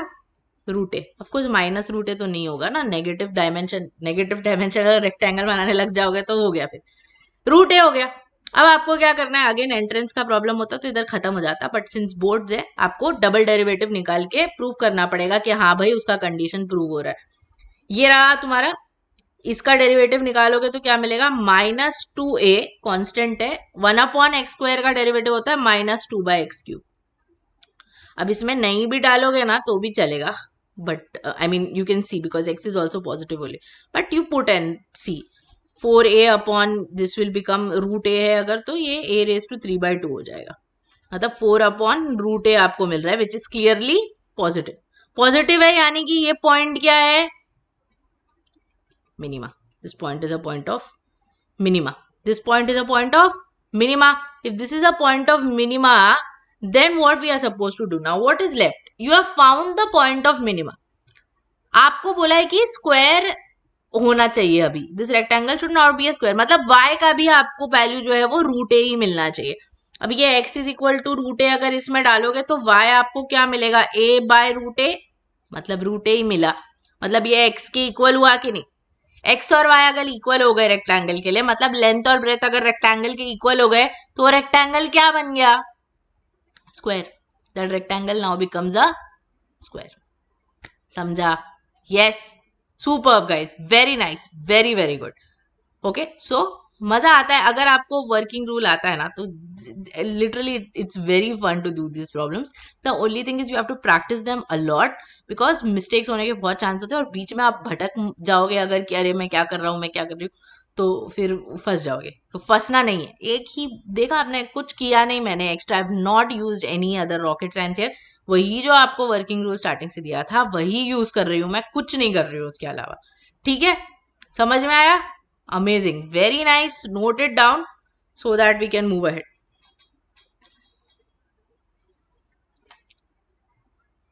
चलो ये देखते हैं अभी. जैसे अभी वो देखा था, अब दूसरे फिगर्स पे आएंगे एक एक करके. Show that height of a closed right circular cylinder of given volume. Now you should know what is the meaning of this given volume. Given volume मतलब कांस्टेंट है volume. And least surface area is equal to its diameter. Just let us read this question again. Least surface area का मतलब अभी क्या हो गया कि आपको सरफेस एरिया के मिनिमम वैल्यू के लिए कुछ तो कंडीशन निकालनी. मतलब ये अभी आपका फंक्शन है. अब कौन सी कंडीशन होनी चाहिए, पिछले क्वेश्चन में आपको सीधा बोल देते रेक्टेंगल को स्क्वायर बनाओ. इसमें वो थोड़ा सा ज्यादा बेटर वे में एक्सप्लेन कर रहा है आपको कि सरफेस एरिया मिनिमम तब होगी जब हाइट जो है सिलेंडर के डायामीटर के इक्वल हो जाएगी. हाइट जो है जब सिलेंडर के डायामीटर के इक्वल हो जाएगी तब सरफेस एरिया मिनिमम है. And the pre-existing condition that is given to you is that of volume. So this becomes quite straightforward now. ठीक है, एक एक करके let's take one point and let's do this. Okay, right circular cylinder के volume, इसमें diagram की जरूरत नहीं है because you don't have to do. जब रहेगा रिक्वायरमेंट तब हम डायग्राम भी बनाएंगे. वॉल्यूम जो है इसका πr² होता है और ये वॉल्यूम यहाँ पे कांस्टेंट है. किसको रिप्लेस करना है वो देखते हैं हम लोग. वहां पे तो x और y था तो y पसंद नहीं है, x ही रखते, तो हम लोग ने कर दिया. But here you have to be a little bit more smart. So we want substituted right now. हम लोग देखेंगे सरफेस एरिया क्या होता है. सरफेस एरिया ए लो या ऐसे लो, आपकी मर्जी. Surface area of a right circular cylinder is 2πr into r plus h. So I think that you should B substituting h, है ना. एक ही h है, r करोगे तो थोड़ा मेस हो जाएगा. तो h जो है यहाँ पे आपको मिल रहा है v/πr². Let's put it. या so you get 2πr into r plus v/πr². Obviously ऐसे ही नहीं करोगे आप इसको डिफरेंशिएट, थोड़ा आप ओपन कर लोगे सो दैट आपको थोड़ी आसानी पड़े. ये हो जाएगा 2πr² plus 2πr into v/πr². देखो यहाँ पे कैंसिल हो रहा है. That is why we had opened. It gives me 2v/r. Right, now note that v is a constant here. v यहाँ पे constant है, ध्यान में रखना ये चीज. तो इसको डिफरेंशिएट करो किसके साथ, क्लियरली r के साथ. v अगर कांस्टेंट है तो दूसरा वेरिएबल r ही बचता है. ये 4πr हो गया. 2v is a constant, you get -1/r². अब क्या करना है, 0 बनाना है. तो चलो बनाओ. You're getting 2v/r² is equal to 4πr. It's not 4πr², sorry. ये आपको मिलेगा 4πr³ is equal to 2v. मतलब r³ की वैल्यू आपको मिल रही है v/2π, है ना. तो r जो है वो v/2π raised to 1/3 हो गया. Yes, so we got the critical point that we needed. Now we have to find double derivative again, इसलिए क्योंकि बोर्ड्स कर रहे हो, अदरवाइज ज़रूरत नहीं पड़ती उस चीज़ की। तो ये क्या मिला आपको अभी, दिस इज 4 पाई, ये हो गया -2v, और यहाँ पे फिर से आ जाएगा -2/r³। सही है, r³ का वैल्यू इधर दिया हुआ है तो हम वही डालेंगे। वैसे भी ये आपको यहाँ पे भी समझ जाना चाहिए बिकॉज सारी चीज़ें पॉजिटिव ही है, तो ये पॉजिटिव ही आने वाला है। r³ की वैल्यू क्या है, v/2 पाई, यहाँ पे उल्टा हो जाएगा, 2 पाई/v आ जाएगा, ठीक है। सो ये ग्रेटर देन 0 ही होने वाला है, मतलब ये जो पॉइंट मिला वो मिनिमा का है, मतलब सरफेस एरिया इस पर्टिकुलर पॉइंट पे मिनिमम होगी। अब आपको क्या करना है, आपको बताना है कि हाइट जो है वो डायमीटर के इक्वल आनी चाहिए।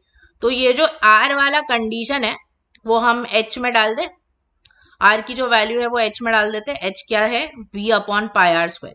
आराम से डालो, एकदम आराम से डालो, डरो मत देख के। v/πr² नीचे है, मतलब कुछ नहीं, सिर्फ इसका उल्टा हो जाएगा, तो दैट विल बी 2 पाई/v रेस टू 1/3। अब देखो, आपको ना प्रूफ करना है कि हाइट डायमीटर के इक्वल है, मतलब basically h is equal to 2r you have to proof. तो somehow you have to try and bring this condition here. So we will do it, एकदम आराम से करेंगे। दिस इज v/पाई, ये देखो, ये 2⁻⁴, π⁻⁴, v⁻⁴, ये सब चीजें लिख दो यहाँ पे। v/v⁻⁴ गाइज इज v⁻1 - 1/3 हो जाता है ना वो basically. So that gives me, अच्छा एक मिनट, ये 2/3 होगा, सॉरी स्क्वायर है वो उसका, तो this is going to be 2, all of this will become 2। ये लो 2/3, 2/3, 2/3, ठीक है। हाँ, तो v/v⁻⁴ गिव्स यू 1/3। सिमिलरली नीचे देखो पाई, ये यहाँ पे π⁻1/3 आ जाएगा, तो कुछ तो मिल रहा है। अब 2⁻2/3 है, अब थोड़ा ना मुझे यहाँ पे थोड़ा सा स्मार्ट बनना पड़ेगा। I will have to realise that I need 2⁻1/3। तो 2⁻1/3 अगर मुझे चाहिए तो मैं क्या करूंगी, उससे मैं मल्टीप्लाई डिवाइड कर दूंगी। तो इससे अगर मैं मल्टीप्लाई डिवाइड कर देती हूँ तो ऊपर मेरे को 2 मिल जाता है ना, और नीचे देखो मुझे मिल गया मेरा पूरा जो चाहिए। ये तो r है, तो ये 2 टाइम्स r हो गया, मतलब हाइट जो है वो डायमीटर के इक्वल हो गई। ये स्टेप बहुत इंपॉर्टेंट है बिकॉज आप कर लोगे, यहाँ तक तो वर्किंग रूल से आपका पूरा आ जाता है, यहाँ तक पूरा आ जाता है, बट यहाँ पे आपको थोड़ा सा स्मार्ट बनना पड़ेगा, देखना पड़ेगा कि ये मैं v/2 π⁻1/3 यहाँ पे कैसे लाऊं। Okay, so this you have to be very smart about it. ये कैसे 2 बना, ये पावर्स ऐड हो जाएंगे, 2 + 1 3, 3/3 गिव्स यू 1, तो 2⁻1 you are getting here. Yes, amazing guys, very nice, very nice, very good question this is, I hope you have understood। काफी अच्छा question है, तो इसको प्लीज ध्यान से लिखो। यस, चले आगे बढ़े, let's move ahead, let's see. चलो अब कोन देखते हैं। Show that the semi vertical angle of a cone of maximum volume and given slant height, तो कांस्टेंट यहाँ पे क्या है, slant height, is tan inverse of root. ठीक है, इसमें अपने को डायग्राम बनाना पड़ेगा। ये तुम्हारा कोन है, ठीक है, इसमें अभी ये रेडियस है, ये हाइट है, और इसको स्लैंट हाइट बोलते हैं, जिसको हम L से डिनोट करते हैं। सेमी वर्टिकल एंगल पता है क्या होता है, ये पूरा जो एंगल है ना, ये पूरा टॉप वाला, ये थीटा है, मतलब sorry, that is the vertical angle, this whole angle over here is the vertical angle. तो इतू सा छोटू सा जो रहेगा वो सेमी वर्टिकल एंगल हो जाएगा, उसका आधा। अब यहाँ पे आपको कांस्टेंट जो है वो स्लैंट हाइट दिया है, clearly this is a right angle triangle. तो सबसे पहले ना यहाँ पे आप क्या करो, आप r² + h² is equal to L² ले लो, because this is the condition that you will be using to eliminate the extra variable. Maximum volume, cone का वॉल्यूम आपको मैक्सिमाइज करना है। कोन का वॉल्यूम क्या होता है, 1/3 πr² h, this is the volume of the cone. Yes, now that condition tan inverse of √2 वाला जो दिया, वो थोड़ा सा रुक जाओ उसके लिए, we'll see what to do about it. See here L is a constant, ठीक है, L is a constant, so there is no problem at all over here, इसमें कुछ इश्यू ही नहीं है। यहाँ पे सब्स्टिट्यूट किसको करोगे, h को अगर करोगे तो स्क्वायर रूट आ जाएगा, नहीं चाहिए, पसंद नहीं है, तो हम r को ही करते हैं। मतलब r² को अगर आप अभी सब्स्टिट्यूट कर दोगे तो आपको मिलेगा L² - h², बरोबर। अगेन ध्यान में रहे कि आपका एल यहाँ पे कांस्टेंट है, ठीक है। ब्रैकेट ओपन करते, यूवी नहीं लगाना unnecessarily, pi by 3 L square h minus h cube. चलो हो गया, सिंगल वेरिएबल में एल कांस्टेंट है, so this is a single variable h only. So we will be differentiating with respect to h. L square is a constant, you get minus 3 h square. You get minus 3 h square. You have to make this equal to 0. Let me do it directly now. तो आपको क्या मिल रहा है? You're getting 3h square is equal to L square. जब आपको basically h square is equal to L square by 3 मिल रहा है, which means that h is equal to square root of L by 3. Critical point मिल गया. Again, double derivative is a formality now. D square v by d h square, काफी simple छोटू सा ही है वो, anyway pi by 3 into minus 6h हो जाएगा। ये तो हमेशा ही नेगेटिव रहने वाला है, ये तो हमेशा ही नेगेटिव रहने वाला है, बिकॉज हाइट का कुछ भी डायमेंशन ले लो आप, बट डाल दो उसमें दिखाने के लिए, you have to put square root of L by 3 which is clearly negative. If it is negative then that means that this becomes a point of maxima, मतलब h is equal to square root of L by 3 पे आपकी height जो है वो maximum है। अब देखते हैं कि आपको प्रूफ क्या करना है। अब इस चीज पे आते हैं, आपको semi vertical angle of cone बोलना है tan inverse of root two है, मतलब आपको प्रूफ करना है कि थीटा की वैल्यू tan inverse of root two है। Guys that's the same as showing that tan theta is equal to root two ना, tan theta is equal to root two. In this right angle triangle tan theta क्या है, r by H है, tan theta r by H है ना। अब मैं square ले लेती हूँ बिकॉज थोड़ा आसानी पड़ेगी मुझे। तो आपको h की वैल्यू मालूम है, आपको r चाहिए, तो इसको अगर इसमें सब्स्टिट्यूट कर दूंगी तो मुझे r मिल जाएगा, r स्क्वायर जो है anyway it is L square minus h square. Yes, so you will gate L square minus L square by 3 which is nothing but 2l square by 3। You have h square, you have r square. Let's put it in this formula tan square theta का. So what are we getting? We are getting 2l square by 3 divided by l square by 3. लो आ गया, tan square theta is equal to 2 हो गया, tan theta root 2 हो जाएगा और theta जो है वो tan inverse of root 2. So depending on what is asked in the question आपके आगे के स्टेप्स जाएंगे। आपको साइन भी पूछ सकता था, यहाँ पे साइन पूछता तो आप साइन थीटा लेते, आर अपॉन एल है ना, आप आर अपॉन एल लेते, वही सेम चीज करना है फिर, ठीक है। बस आपको बेसिकली आप अगर देखोगे तो that is a very small part of the question जो एंड में करना है। आपका मेन काम तो ये शुरू का डेरिवेटिव निकालना ही है, फंक्शन फॉर्म करना, एलिमिनेट करना variable, that is the main job, ठीक है। समझ में आया? यस, चलो लिखो नेक्स्ट। ओके, सो सबसे पहले wire of length L is cut into two parts, one part is bent into a circle and the other part is bent into a square. Show that sum of areas of circle and square is least if radius is half the side. First thing that you'll do, wire of length L is cut into two parts. Let the parts be x and y. You get x plus y is equal to L. One of these parts is bent into a circle and other into a square. अगर suppose x part ले रहे हो और उसको आप circle में bend कर रहे हो, तो x जो है वो सर्कल का क्या बनेगा, forget about two things, okay. चलो इसको एक मिनट के लिए भूल जाओ, एक सिंगल वायर लो और ये सोचो कि आप वो सिंगल वायर से एक सर्कल बना रहे हो, वो वायर की जो लेंथ है वो सर्कल का क्या बनेगा, सरकमफेरेंस। मतलब x पार्ट अगर तोड़ के सर्कल बना रहे हो तो सर्कल का एक्चुअली क्या बना रहे हो, सरकमफेरेंस। मतलब x जो है वो सर्कल का सरकमफेरेंस हो गया, y जो है वो स्क्वायर का पेरीमीटर हो गया।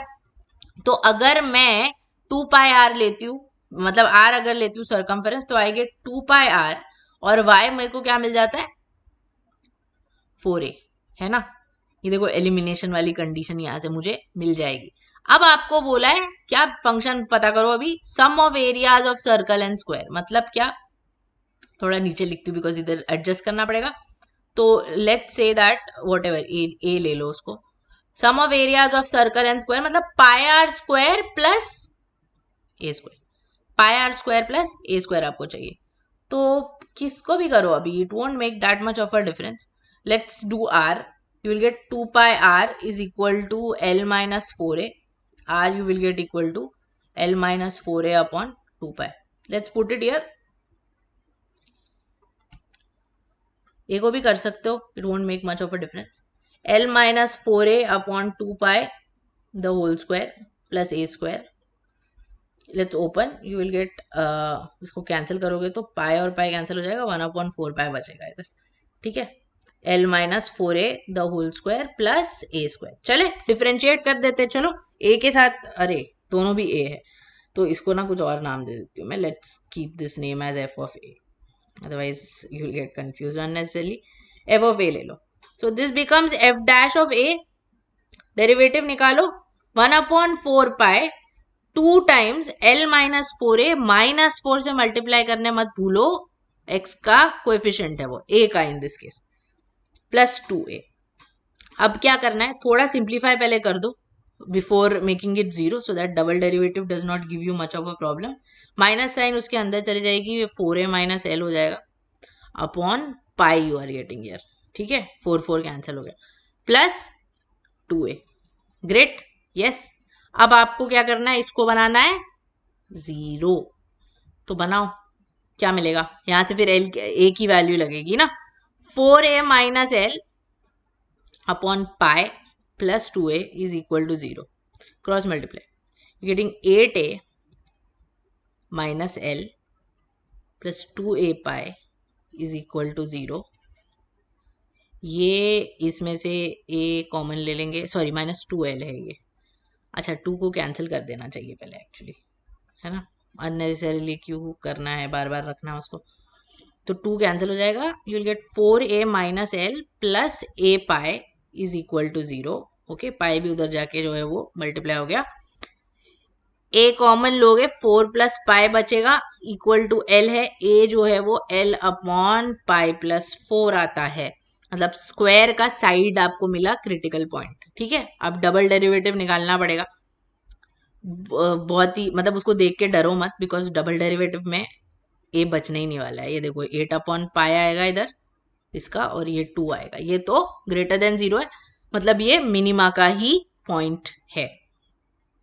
ओके, अब आपको क्या करना है, you have to show that radius of circle is half the side of square. Very nice. तो रेडियस यहाँ पे है, इसमें a का वैल्यू डाल दो. रेडियस क्या है, L minus 4a upon 2 pi. Let's put the value of a there.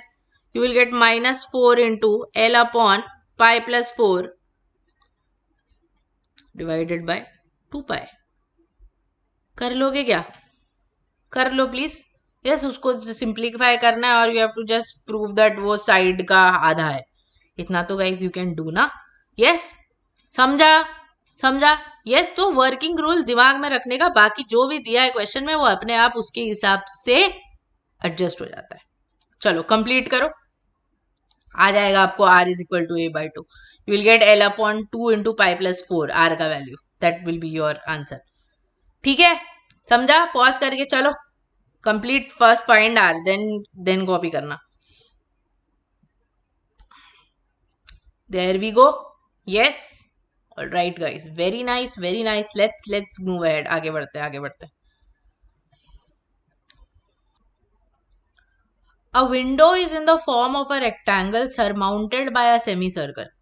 If the perimeter of this whole figure is 30 meter, find the dimension so that the greatest possible amount of light may be admitted. एक खिड़की है, क्या shape, क्या उसका rectangle है, उसके ऊपर semi circle है, मतलब ऐसे कुछ रहेगा ना. Find the dimension so that the greatest possible amount of light is admitted. सबसे ज्यादा लाइट एडमिट हो रही है, मतलब क्या, लाइट एडमिट हो रही है मतलब एरिया से होगी ना, वो सिर्फ कॉर्नर पे नहीं आती है ना लाइट. लाइट तो पूरी विंडो से अंदर आती है कि सिर्फ बॉर्डर से आती है आपके विंडो में से लाइट, नहीं ना, पूरे विंडो में से अंदर आती है ना लाइट. तो मतलब क्या, आपको इसके मैक्सिमम एरिया के लिए विंडो के डायमेंशंस क्या है वो चाहिए. Okay, this is very nice. Let's break it down one by one. Rectangle है और सेमी सर्कल है. ठीक है, अगर मैं रेक्टेंगल को x और y लेंथ और ब्रेथ ले रही हूँ, तो गाइस सेमी सर्कल का डायमीटर भी x है कि नहीं. सेमी सर्कल का डायमीटर भी x है, तो सेमी सर्कल का रेडियस हो गया x/2। हुआ कि नहीं? हुआ कि नहीं? यस। अब आपको इस पूरे चीज का मतलब ये जो पूरा फिगर है उसका पेरीमीटर दिया हुआ है, इसका पेरीमीटर दिया हुआ है। ये फिगर में दो चीजें आ रही है, सेमी सर्कल और रेक्टेंगल। पेरीमीटर अब ध्यान से देखते हैं इसका। सेमी सर्कल का पेरीमीटर क्या होता है? पाई इंटू रेडियस। मतलब यहां पे अब रेडियस x/2 है। रेक्टेंगल का रेडियस होता तो है 2 into x plus y, but जब आप सेमी सर्कल का पेरीमीटर ले रहे हो तो ये वाले साइड को आपने ऑलरेडी काउंट कर लिया है ना। फिर से क्यों? डबल डबल बॉर्डर नहीं लगने वाला है विंडो को, एक ही बॉर्डर लगेगा उधर, उसके ऊपर फिर से क्यों चढ़ाना है? नहीं चढ़ाना है ना। तो मतलब अब आपका सिर्फ ये 3 साइड बाकी है। मतलब instead of 2 into x plus why you will have x plus 2y। ये एक बार आ रहा है और ये 2 बार आ रहा है। ये बहुत इंपॉर्टेंट चीज है, इसमें बहुत इंपॉर्टेंट चीज है, इसमें मिस्टेक होता है, मत करो। ठीक है। अब देखो पेरीमीटर आपको 30 दिया हुआ है, तो मैं इधर लिख लेती हूँ 2y प्लस एक्स को अगर मैंने कॉमन ले लिया तो I get π/2 + 1 into X. Replace क्या करना है वो देखते हैं बाद में। ठीक है। एरिया को मैक्सिमाइज करना है ना। एरिया क्या होगा? अभी एरिया के लिए भी सेम चीज, सेमी सर्कल का एरिया प्लस इसका एरिया। अब यहां पे कुछ हटेगा नहीं, बिकॉज पूरा ही सरफेस आ रहा है, पूरा ही सरफेस आ रहा है, वो बॉर्डर सेम है, उससे एरिया को कोई फर्क पड़ने वाला नहीं है। तो एरिया आपको क्या मिलने वाली है? क्या होगा इसका एरिया? क्या होगा? सेमी सर्कल का, सर्कल का πr² होता है, तो उसका आधा हो जाएगा, मतलब 1/2 times pi into radius square which is x/2² plus इसका area which is x into Y, which is x into Y. अब देख के बताओ किसको सब्सटीट्यूट करोगे? x को तो नहीं करोगे, y को ही करोगे ना, y को ही करोगे।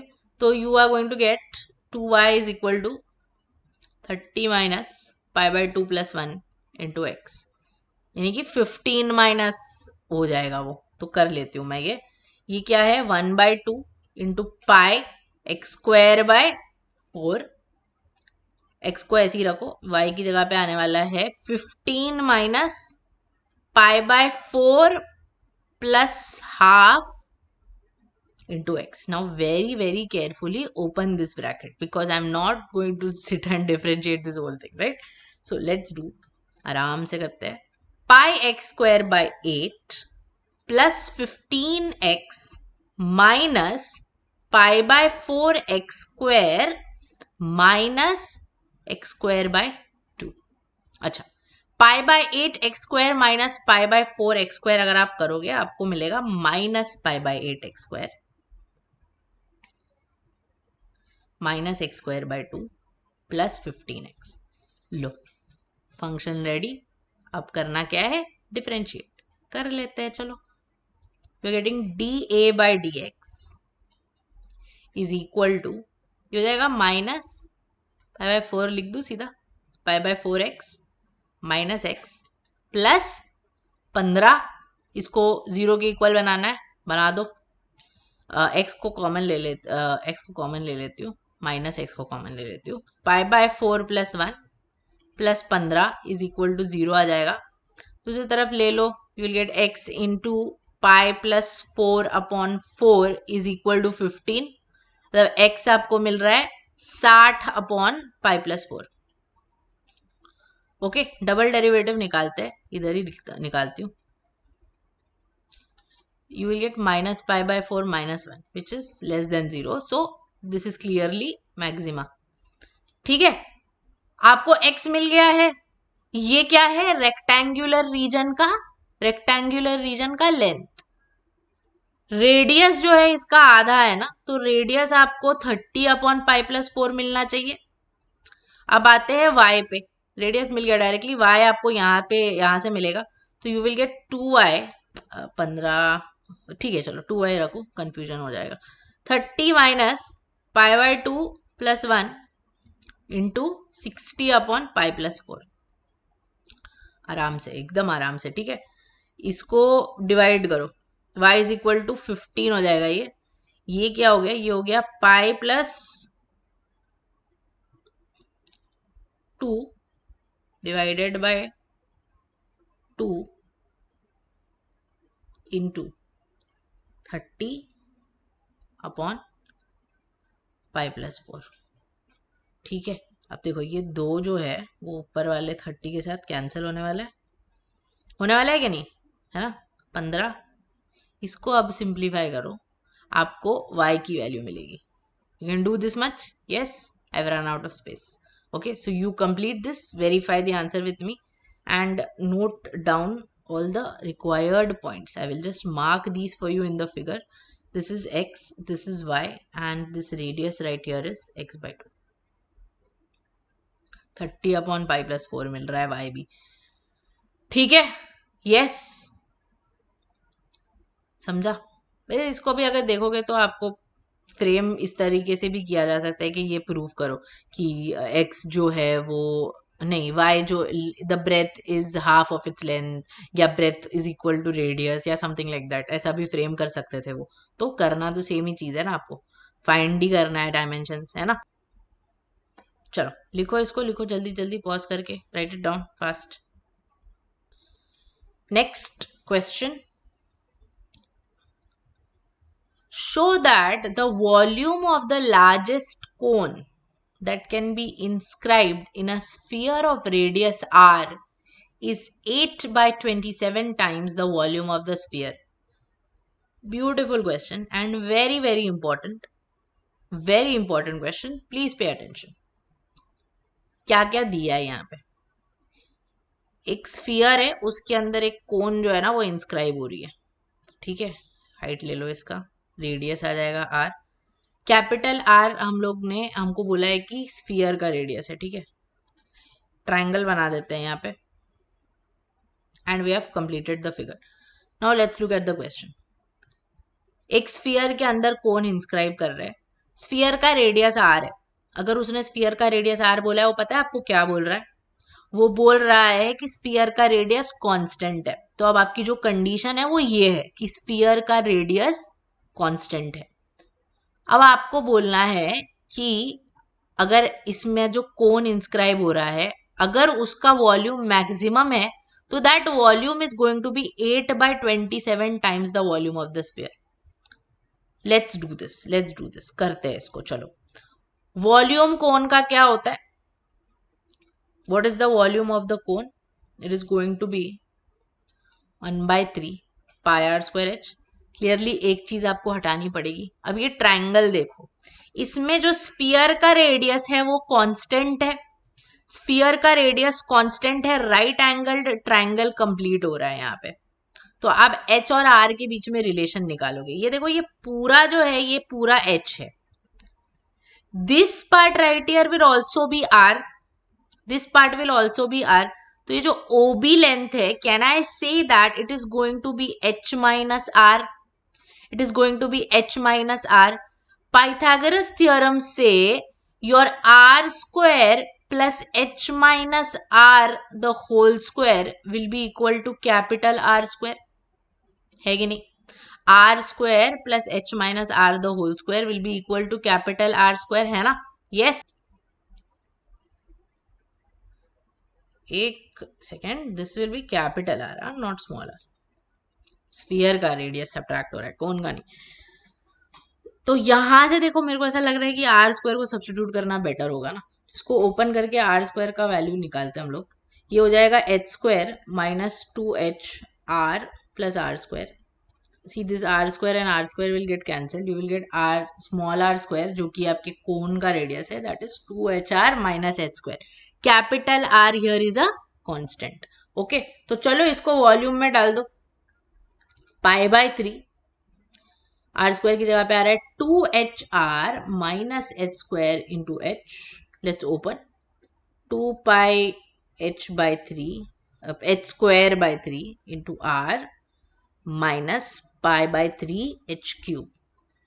h के साथ डिफरेंशिएट होगा, capital R constant, again capital R is a constant. Okay, तो चलो डिफरेंशिएट करो, dv by dh। You have 4 pi r by 3, constant पहले लिख दो, h minus, it will become 3 will get cancel, you will get pi h square. To get pi h square. ठीक है, चलो zero बनाना है, जीरो बना दो। क्या आएगा जीरो बनाओगे तो 4πr/3h minus pi h square is equal to 0, which basically means that pi h square is equal to 4πrh/3। पाई गया, एक h चला जाएगा, आपके पास बचेगा h is equal to 4r/3। Point मिला, critical point. Now the double derivative is just a formality, let's find it. d²v/dh² is equal to 4πr/3 minus 2πh मिल जाएगा। ठीक है, h की ये वैल्यू है, डाल दो, कर देना उसको। आपको आना चाहिए क्या, वॉल्यूम लार्जेस्ट है ना, तो आपको नेगेटिव आना चाहिए। ये h का वैल्यू इसमें डाल के चेक कर लो। ठीक है, तो आपको नेगेटिव आएगा, मतलब ये जो है वो मैक्सिमा वाला पॉइंट बन जाएगा। अब देखो, आपको इसका वॉल्यूम चाहिए, और आपको ये वॉल्यूम चाहिए स्फीयर की वॉल्यूम के टर्म्स में।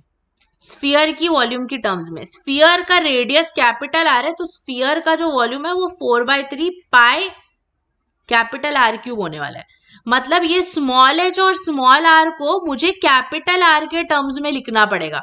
स्मॉल एच तो मिल गया मुझे कैपिटल आर के टर्म्स में, अब आर का वैल्यू निकालते हैं, स्मॉल आर का। स्मॉल आर स्क्वायर जो है वो 2hr माइनस एच स्क्वायर के इक्वल है। ये h का जो वैल्यू है 4r/3, let's put it.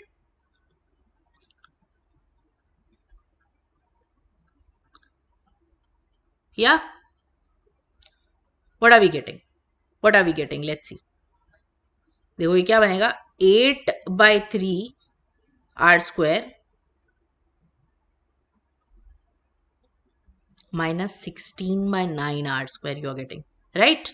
If you simplify this, 9 नीचे आ गया, ये ऊपर 3 से मल्टीप्लाई हो जाएगा। 25 minus 6 gives you 25 minus 16 gives you 8/9 r²। ठीक है, तो अब वॉल्यूम में डालो ये दोनों चीजें।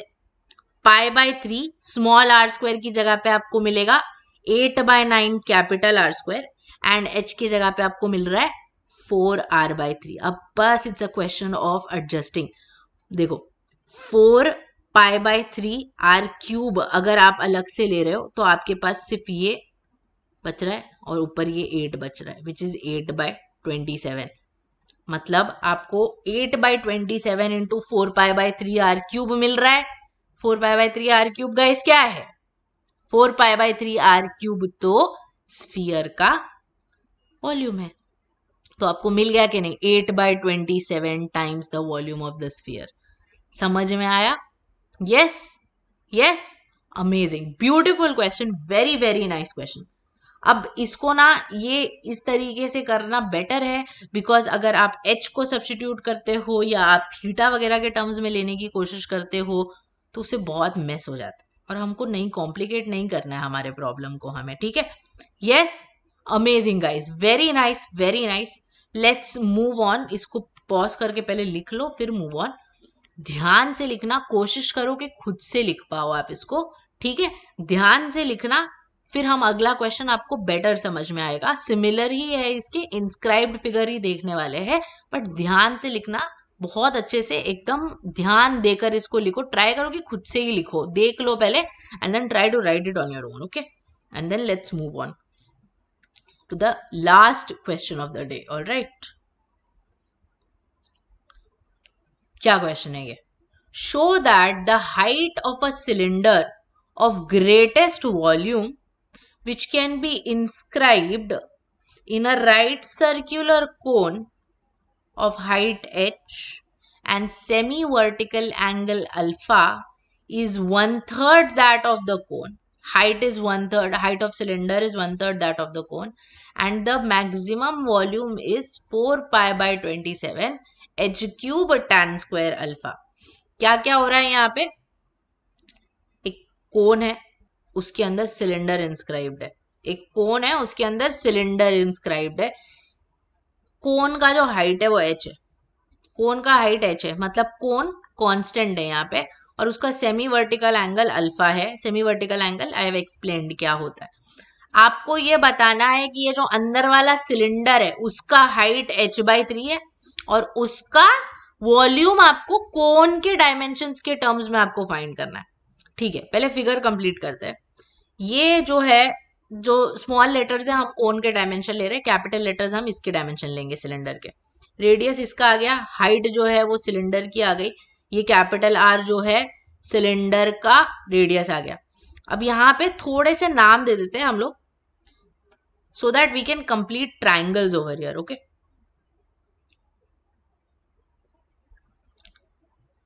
ठीक है, तो हमारे कुछ ट्रायंगल्स यहाँ पे कंप्लीट हो रहे हैं। अब कौन से ट्रायंगल्स है वो ध्यान से देखो। Look at triangle, this triangle B E C. Okay, एक ये ट्रायंगल है एंड एक ट्रायंगल है A D C. B E C and A D C triangles में ये एंगल सेम है। ओके, ये साइड है और ये दोनों साइड्स है, तो ये दोनों ट्रायंगल जो है, ये दोनों ट्रायंगल जो है, ये दोनों ट्रायंगल होने वाले हैं similar. Triangle A D C और triangle B E C, these two triangles are going to be similar. यहाँ पे अल्फा क्या है, ये सेमी वर्टिकल एंगल यहाँ पे, ठीक है, वो बाद में यूज करेंगे उसको।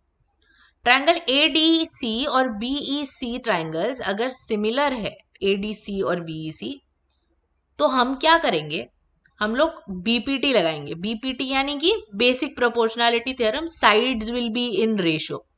विच sides are we going to take now, कौन सी साइड्स हम लोग लेने वाले हैं।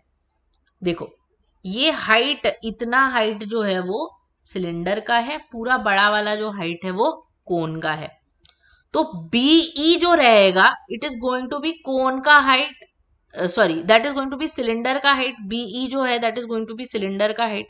तो सबसे पहले हम लोग ए डी अपॉन बीई अगर ले लेते हैं तो you are getting h upon capital H is equal to, look at the basis ना, डीसी क्या है, डीसी जो है वो कोन का रेडियस है। ओके, और ईसी, ये इतना पार्ट जो है वो सिलेंडर का रेडियस है, मतलब ईसी जो है वो कोन का रेडियस माइनस सिलेंडर का रेडियस, कोन का रेडियस माइनस सिलेंडर का रेडियस है, बरोबर। कोन का रेडियस माइनस सिलेंडर का रेडियस है। Again reminding you, capital letters are the dimensions of the cylinder, small letters are the dimensions of the cone. Alright, तो अब ये कंडीशन में स्मॉल लेटर्स कांस्टेंट है और कैपिटल लेटर्स वेरिएबल्स है। तो हम क्या करते हैं, हम लोग इसको करने की कोशिश करते हैं। Let's try and bring a condition out of this. If you bring that h over there, ये एच को उधर लेके चले जाओगे अगर, और ये सारी चीजें यहाँ पे लाओगे, तो you will get H by R into small are minus capital R. ये कंडीशन आपको मिल रही है, H by R into small are minus capital R. Height of the cylinder की कंडीशन मुझे मिली रेडियस ऑफ सिलेंडर के टर्म्स में। अब आते हैं, greatest volume of the cylinder चाहिए, तो वॉल्यूम का फॉर्मूला लगा लो, pi capital R square into capital H. Let's put the condition for capital H over here. You will get H by R, small r minus capital R. Let us open the brackets. You will get pi capital R square H, because small r will get cancelled. And here you will get minus pi H by R into R cube. So here capital R is your variable, baki everything else is constant. Let us differentiate with respect to this capital R. So you will get pi h into 2r minus pi h by r into 3r square, है ना। अब इसको simplify और तो नहीं होगा, तो इसको जीरो बनाओ। So what will you get? We'll get 2 pi h r minus 3 pi h r square upon r. This will be equal to 0. Let's take one of them to the other side. 3 pi h r square by r is equal to 2 pi h r. Correct. इसको आपको क्या चाहिए, यहाँ से capital R चाहिए, ठीक है। तो एक कैपिटल आर कैंसिल हो गया, कुछ कुछ चीजें कैंसिल हो रही है, वो कर लेते हैं। चलो, पाई एच कैंसिल, एक आर कैंसिल, तो आपको पता है क्या मिल रहा है, आपको मिल रहा है capital R is equal to 2/3 times small R. ठीक है, capital R is equal to 2/3 times small R. Critical point we have evaluated. Double derivative आप खुद से करो, बिकॉज बहुत ईजी होता है वो, that you can do on your own.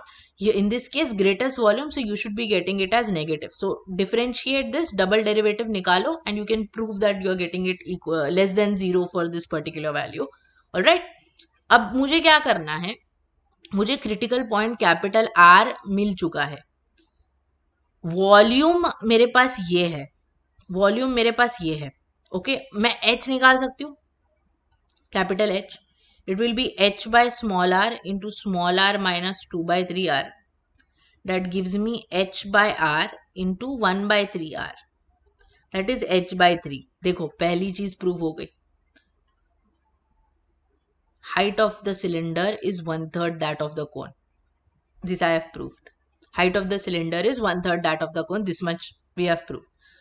Now let us put these two conditions, r wali and h wali, in volume ka formula. Let us put these in volume ka formula. So you will get 2/3 small r the whole square into h by 3. Sorry, yeah, correct, h by 3. So that becomes 4 pi by 27 ही होगा ना, 3 square 9 into 3. So देखो एक part आपको उधर मिल गया and you are getting r square h. Now you don't want r, you only want it in terms of h. तो यहाँ पे अब आपका अल्फा का आता है बात, मतलब tan अल्फा आपका अगर r by h के इक्वल है तो r क्या हो गया, h times tan alpha. You put it here, you are going to get this only. h cube हो जाएगा, tan स्क्वायर अल्फा हो जाएगा. समझ में आया? Yes or no? Yes or no? Yes guys, got it? Yes, amazing, very nice, very nice, super. Double derivative अगर आपको problem हुआ होगा तो यहाँ पे आप चेक कर सकते हो. And with that we are done with this question also. Again very important, these two last two question are very important. Inscribe जब फिगर होता है तब आपको आइडेंटिफाई क्या करना होता है कि कांस्टेंट फिगर कौन सा है और एक्चुअली जिसका मैक्सिमम या मिनिमम वॉल्यूम या एरिया जो भी आपको निकालना है वो कौन सा फिगर है. You have to figure that out. Sorry, figure. अब ये जब आप कर लेते हो तब उसके बाद जो है क्वेश्चन के हिसाब से आपका कंडीशन जो है वो चेंज होगा, what you are suppose to do. Okay, all right guys, all right. So with that we come to the end of another chapter today, which is applications of derivatives. I hope you have understood all the concepts that I have explained to you today, and I hope that you will be able to attempt them in your exams and score maximum marks from this chapter. Thank you so much guys for watching. If you have any issues, if you have any doubts, please feel free to ask me. I will see you with the next topic very soon. Until then, bye bye, take care, God bless you and all the best.